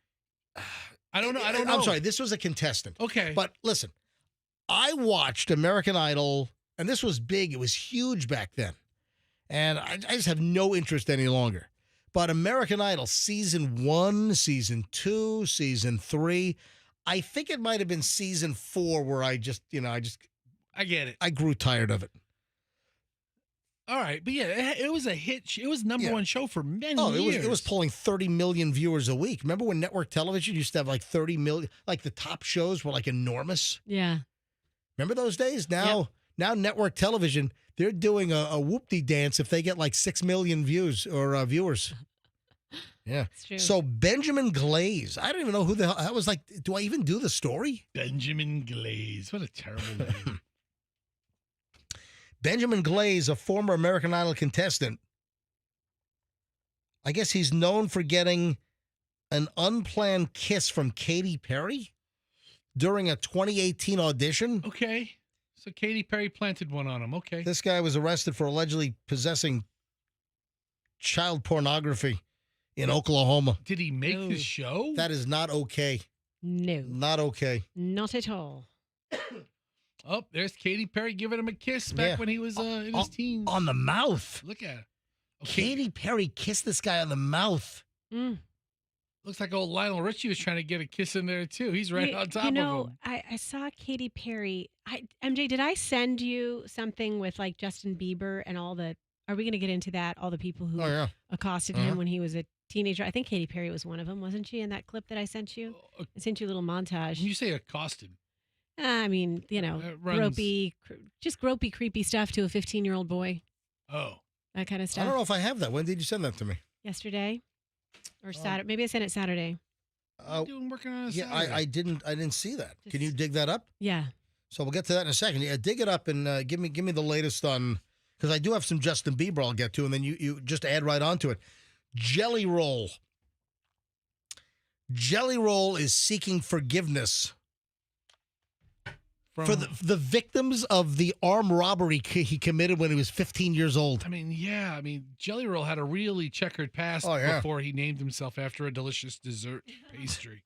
Yeah, so he was on a podcast recently, and he said that he feels bad, in particular, one of his armed robbery arrests at the age of 15, and wants his victims to forgive him. He said, I really want to have a conversation with them. I've thought about reaching out. This has been 24 years ago now, and I just don't know how that would even start. How would I go about it? Because sometimes I wonder if they might have even seen me in passing or aware of my success. I would just ask them to understand. I would ask them to just, one, forgive me, because there's no excuse in that. The first accountability is, no matter how old I was, I had no business taking from anybody. Just the entitlement I had. The world owed me enough that I could take your stuff. I don't know what I was even thinking or trying to be when I look back now, the 39-year-old said. This is how I know I was 15, because the more when I try to make logic of it, I can't. There was no logic. What I did, it made absolutely no sense. I learned so much from it and the way that I interact with people. I mean, I did a lot of stupid things when I was 15, but I never committed an armed robbery at 15. I never pulled a gun on somebody or a knife. My God. All right, Jelly. Well, listen, I believe people can change, and the person you are as an adolescent or as a teen is not who you're going to grow up to be. He was a teen behind bars. Yeah. He was in jail. He said, I missed high school. I missed any kind of normal socializing, any kind of what would be growing up and what would be developing in those areas. And I was developing in a room.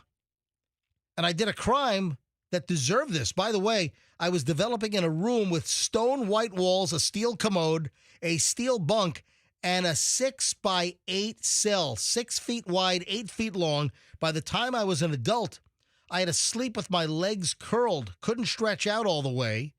I'll never forget being 17, realizing I grew enough that I couldn't even fit in the bunk no more lengthwise, is what he said, quote unquote. Jelly Roll born Jason DeFord.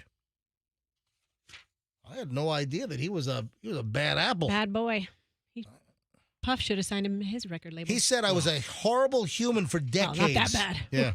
Not that bad. Said I was a horrible human for decades, and to just be able to turn that around and give a message in the music to help people.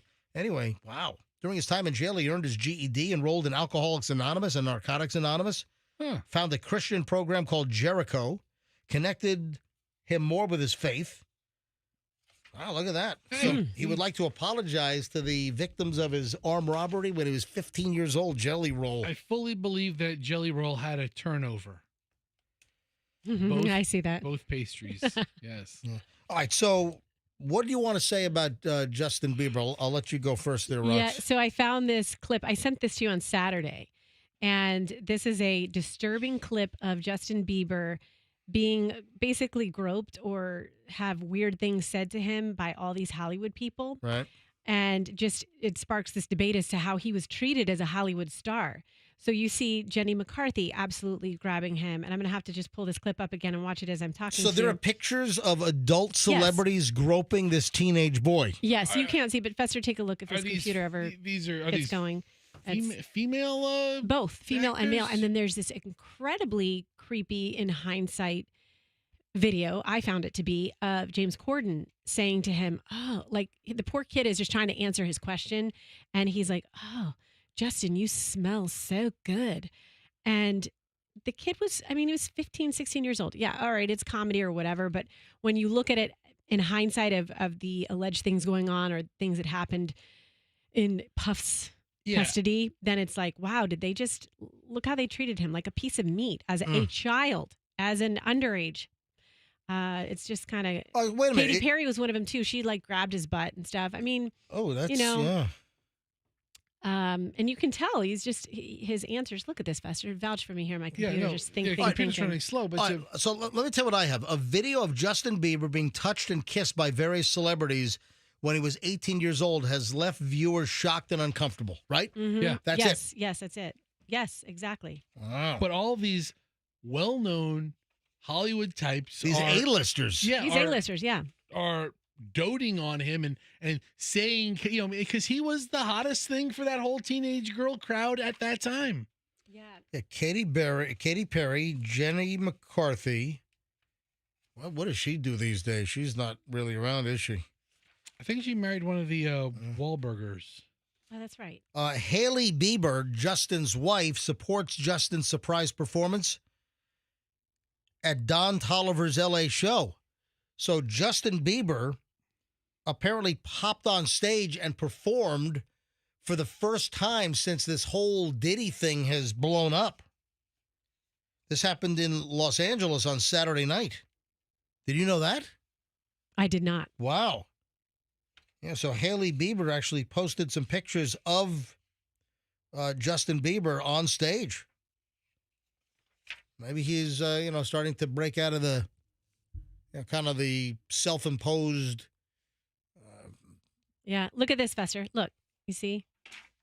Yeah, I'm showing. The whole video is just. It's just creepy. It doesn't. Look, it didn't age well at all. I mean, he hugs Katy Perry. Katy Perry grabs his butt. And James Corden leaning to me, sitting at a cocktail table with him, or like a dinner table to interview him, like one of the award shows, and says how great that Justin Bieber smells. And lean into me. You smell so good. And I could see where they were trying to be funny, but now that you realize he's like 13. Yeah, it's creepy. Yeah. It's just Maybe creepy. 15. Oh, and when he would go on Ellen's show, she pulled up a naked picture of him that paparazzi took of him that he was obviously very uncomfortable by. She puts it big on display on her show. Ooh. Yeah. Well, And Ellen then, was uncomfortable too. then Sean Diddy Combs has been accused of even more sexual assaults, like in the last couple of days.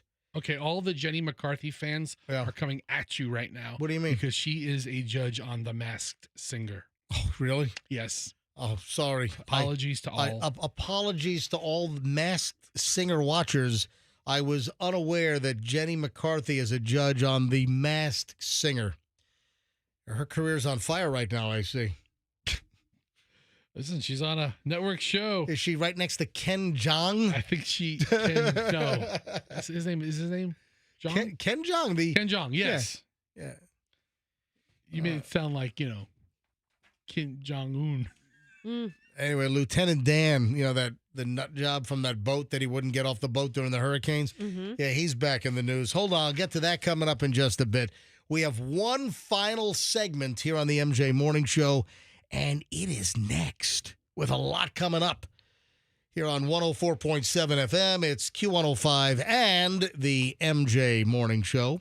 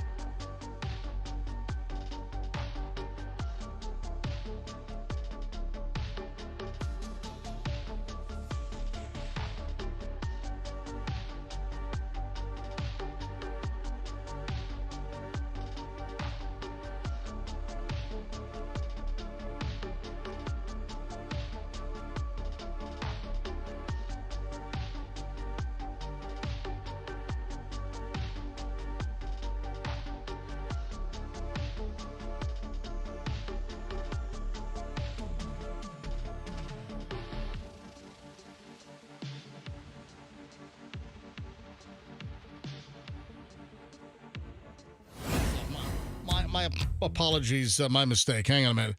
I already played that rejoiner. Let me play another one. There we go. There you go. Dun, dun, dun, dun, dun, dun, dun, dun. I got to see people are saying, "Hey, what's the matter with MJ? They just played that rejoiner not too long ago. Why would they replay the same one?" I got some new ones I'm going to add tomorrow. Hey, Andrew, look out. Probably later tonight, I'm going to send you some new rejoiners. Oh, he can't wait. For our out-of-stop set music bumpers. Yeah, boy. MJ, if you care, there's a football game tonight. Guess what? What do you think the top of the pile is? And you don't believe me? Look, what does the top of the pile say? It says Bucks. It does. All right, so Bucks are technically in first place right now. In their division? Yes, because Atlanta lost yesterday, so the Bucks are now in first place, and they need to obviously defend that because the Bucks will be playing, and this could be a tough game. I mean, Baltimore, didn't they start off kind of rough, and then they've kind of, picked up the pace a little bit, right? They certainly have. So Baltimore will be in town. Oh, and this is the first home game since the Hurricanes, right? Yeah. Yeah, this is the first home game since Helene and Milton. I think so. Am I right or wrong? It sounds right to me. Or is it the first home game since Milton? Helene's been three. I know it's at least the first home game since Milton. I know they played that Thursday game, and then last week they were. I don't know. It's you know what? You're talking to two people, and you're talking to a Tampa Bay area community where the last 3 weeks have pretty much been a blur. It is. Right? I fully agree. I mean, you're 100% right. We've talked about that on the show that, everything is a blur. It's like, what the hell? It's, like suspended animation or something. It's like we lost like 2 weeks plus of our lives with all. And listen, some people fared much better than others. My heart breaks for all of the people that had severe damage and flooding. I mean, it's just awful. What was the date of Helene?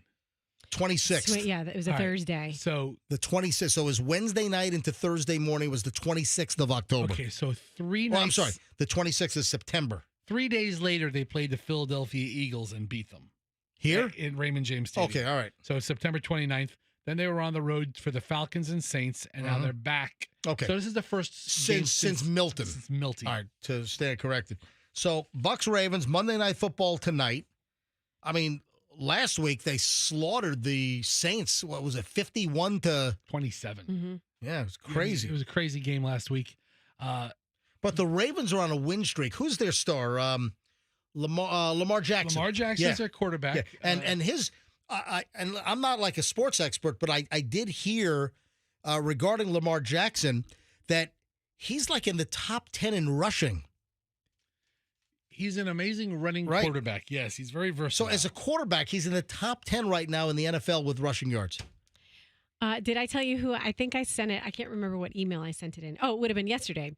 When I was out to dinner on Saturday night, we saw Troy Aikman and Joe Buck and Laura Rutledge, because obviously they're all in town to commentate the game tonight for ABC and ESPN. They were at the meat market? They were at Meat Market. Wow. And I hope they got the giant tomahawk, because that was a good steak when I had it. I'm sure. That was fantastic. No, I have no idea what they ordered, but we saw them on the way out. Why not? Why don't you go sit at their table? In their, Why don't you go Hi, guys. Why don't you go over there and pick off their side dishes? Roxanne Wilder here from Q105. Yeah. I wanted to see where you're eating tonight. I'm a part owner of this place. Yeah. And so when we were walking out, they were with, we ran into him walking out, and one of the people who I was with was like, "Hey, can I get a picture with you guys?" And they couldn't have been nicer. They took a photo with him. But here's the funny thing: Laura Rutledge took the photo, the sideline reporter, right? And then when my friend got his phone back, there was a picture of her. She'd taken selfies of herself, like making duck faces. I do that all the time. Yeah. Wait a minute, hold on a minute. So she took a real picture of and then flipped it around, and then did selfies to like photobomb them. Yes, While you're holding somebody's phone taking their picture, I always hit the reverse screen and put one of mine in there, and then flip it back around and take more of theirs. Cute. Yeah, that's very cute. But they couldn't have been nicer. And how did they get a reservation at the meat market? Did they call up and say, did they say, "Do you know who I am? I'm Joe Buck." And so Joe Buck does. Well, he used to do Fox. Yeah, Remember, he was they Fox. used to be Fox, but now they're ESPN and ABC. ABC. So, because, so Joe Buck's in town for Monday Night Football tonight. Right, exactly, because Kevin Burkhoff is the guy now for Fox. Kevin what? What did you say? Is that his name? Burkhardt? What did I say? Oh, I thought you said Jerkoff. Burkhoff. You said Burkhoff. Oh, I thought you said something else. Burkhoff sounds. All right. Yeah, I thought you said. Burkhardt. Yeah. Wow. All right. So, and then Buck's Vita, I think is out. Vita Vea is out? Yeah, I think Vita Vea is out, which could be a little problematic. I mean, I really think that they could use Vita Vea for this game, but he's injured. I don't think he's going to be. Last I heard that he's not going to be playing tonight. Oh, no. All right, well, anyway, go Bucks and, try to retain that first place. It's going to be a tough game. Ravens are a good team. Yeah, so Ravens, I mean, they've been on a win streak lately. Haven't they won like 3 or 4 in a row now? So the Ravens... They've won 4 in a row. They lost their first 2, then they've won 4. And they were into the AFC Championship game last year. They're a quality team. The Bucs will learn a lot about themselves tonight. They've really picked up the pieces. I mean, unlike like the Jets and the Giants. But hey, it's Sports Talk with Fester, Roxanne, and MJ. Mm-hmm. Hey, can I get a reservation at the meat market when I want? Is that I just call you? Yeah. All right. Just checking because I've called up and they just said. Why would you call them? Oh, you call me. I don't want to bug you. I don't want to seem like I'm a user just looking for reservations. In what world do you think I would ever say you can't get a reservation? Yeah, I wanted to go like 6 or 7 times and I couldn't get in. Never get in. Yeah. So like, I'm only right across the studio from you. All right. I'll ask you next time. All right. So Lieutenant Dan, this guy's a nut job. So he's in jail now. What was he arrested for? Because I thought it was like some weak charge, but they got him off of his boat and they got him in custody. Yeah. I saw his mugshot on Friday. Yeah, he's been arrested. Last I saw, I don't think he's bonded out. I think he's still in the Hillsborough County Jail. Yeah, so Lieutenant Dan, that's his nickname, based on the Forrest Gump stuff. Joseph Malinowski, 54, known as Lieutenant Dan. He, made a name for himself that he was not going to leave this boat in downtown Tampa. He wasn't going anywhere, and he was going to ride out Helene. Then he was going to ride out Milton.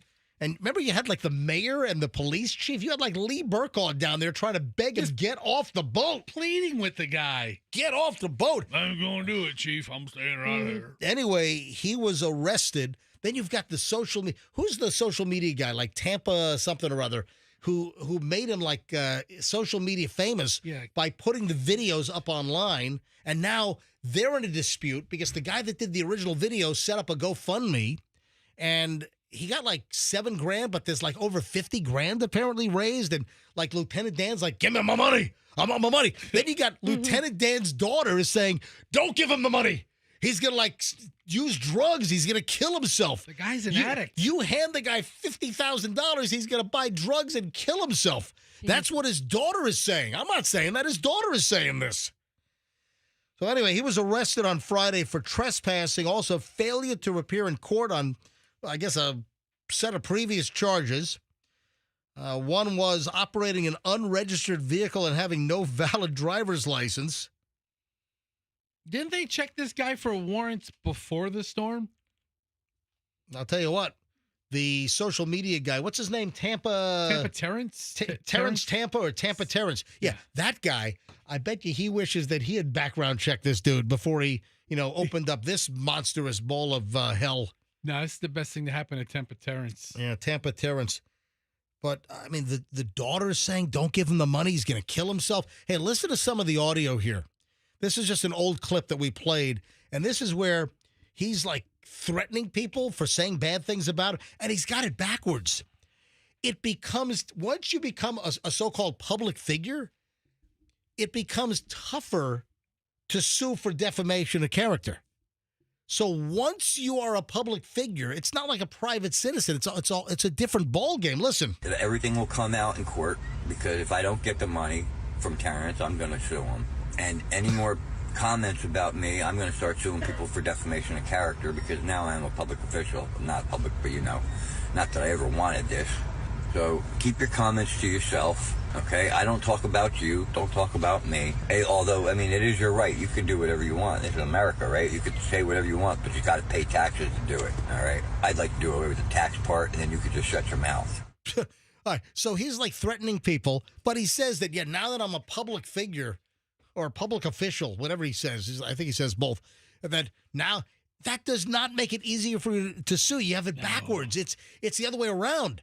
If you consider yourself a public official, which you're not an official, but a public figure. A person in the news for one reason or another. But then that makes it tougher for you to sue. Roxanne, do you really have to walk out? Do you have to leave? She's leaving right now. She said during a commercial break, she said she had to leave. I'll see you. Bye, Rox. Have a lovely day. It was pleasure working with you. Thank you. Thank you, Rox. All right, yeah, she's out. Yeah, she said she had to leave at 9:40 she's so busy. The busiest person I know. Got a lot of stuff going on here. A lot of stuff. Yep, a lot of stuff going on. All right, so Lieutenant Dan. Oh, look, Stacy Kemp just walked in. Come on in, Stacy. Come on in, Stacy. Yeah, Stacy Kemp from the Kemp Law Group. Hey, if I knew Stacy was coming, I did wear my favorite Hawaiian shirt. And daughter. Hello, in tow. Hi, Yes, guys. Good yes. morning. Hey, Stacy, that microphone right there is on. Oh, good morning, everyone. Hey, good morning. Happy Monday. How's your house doing? Because you had some leaks, right, from the storms? We did. It wasn't any rising water. We had some issues with some of our sliding glass doors that were caulked. The drainage was caulked closed, and you gotta be careful with that caulking. Yeah. Yeah, they were a little caulk crazy apparently on the door, so I got that wasn't helpful. They caulked your door closed? Listen, so my situation and your situation, listen, it's nothing compared to what some people have gone through, and I feel just so bad for so many people. Oh, yeah. No, we were very lucky. I shouldn't even be complaining, honestly. We're just talking about it. We're not complaining. Yeah, absolutely. No, definitely. I was speaking to Roxanne earlier, and I was like, hey, Roxanne, don't even worry about my car. My car is nothing. On a scale of 1 to 10, my problem is a 0 compared to what other people are going through. Exactly. So don't even worry about me at all. I got a friend with a buy here, pay here lot. They'll put you in something sweet. Yeah. All right, so we got to roll. It's been a lovely Monday show. I think we got a lot of stuff done today. Yeah, I guess. All right, and then when are you gonna? Oh, today you'll find out when you're. All right. Typically, the colonoscopies are. Dude, I mean, mine have always been like first thing in the morning. They're gonna call me Thursday and tell me what butt availability they have. So I'll find out Thursday what time. Oh, really? They say we'll call you the day before. How do you plan? No, you call the doctor. First of all, you want to get Clen Peak. Okay, well. And you don't want to do the Miralax and the gallon of Gatorade. No. Full of all of it. Listen to me. I got to call the folks over at TGAH. Listen, you call your doctor, AH, like in Tampa General. I got it. All right, listen. Good joke. I saved that all Call day. your gastroenterologist or whoever's doing your procedure. Tell them you want to take Clenpeak. Can you get a prescription? And hopefully it's covered by our mediocre prescription plan. Yeah. And then also say, listen, you're a radio broadcaster. Can I get like an indication? Because if you have to be there at 1 or 2 o'clock, then you're fine to come do the morning show. But when I've had my colonoscopies, my first one at like 48 and then my second one like at 55, they had me scheduled like 7 a.m. in the morning. I had to be there. Well, there's a picture of my butt in my file, and if the doctor sees it, he's going to want to get to that right away. Yeah, that's what I'm thinking. He's going to race to that butt. Oh, yeah. Yeah, can't get enough of that butt. All right, 9:45 at the MJ Morning Show. Folks, have a great day. We'll see you back here tomorrow on the MJ Morning Show on Q105. Go Bucks! And let's be careful out there.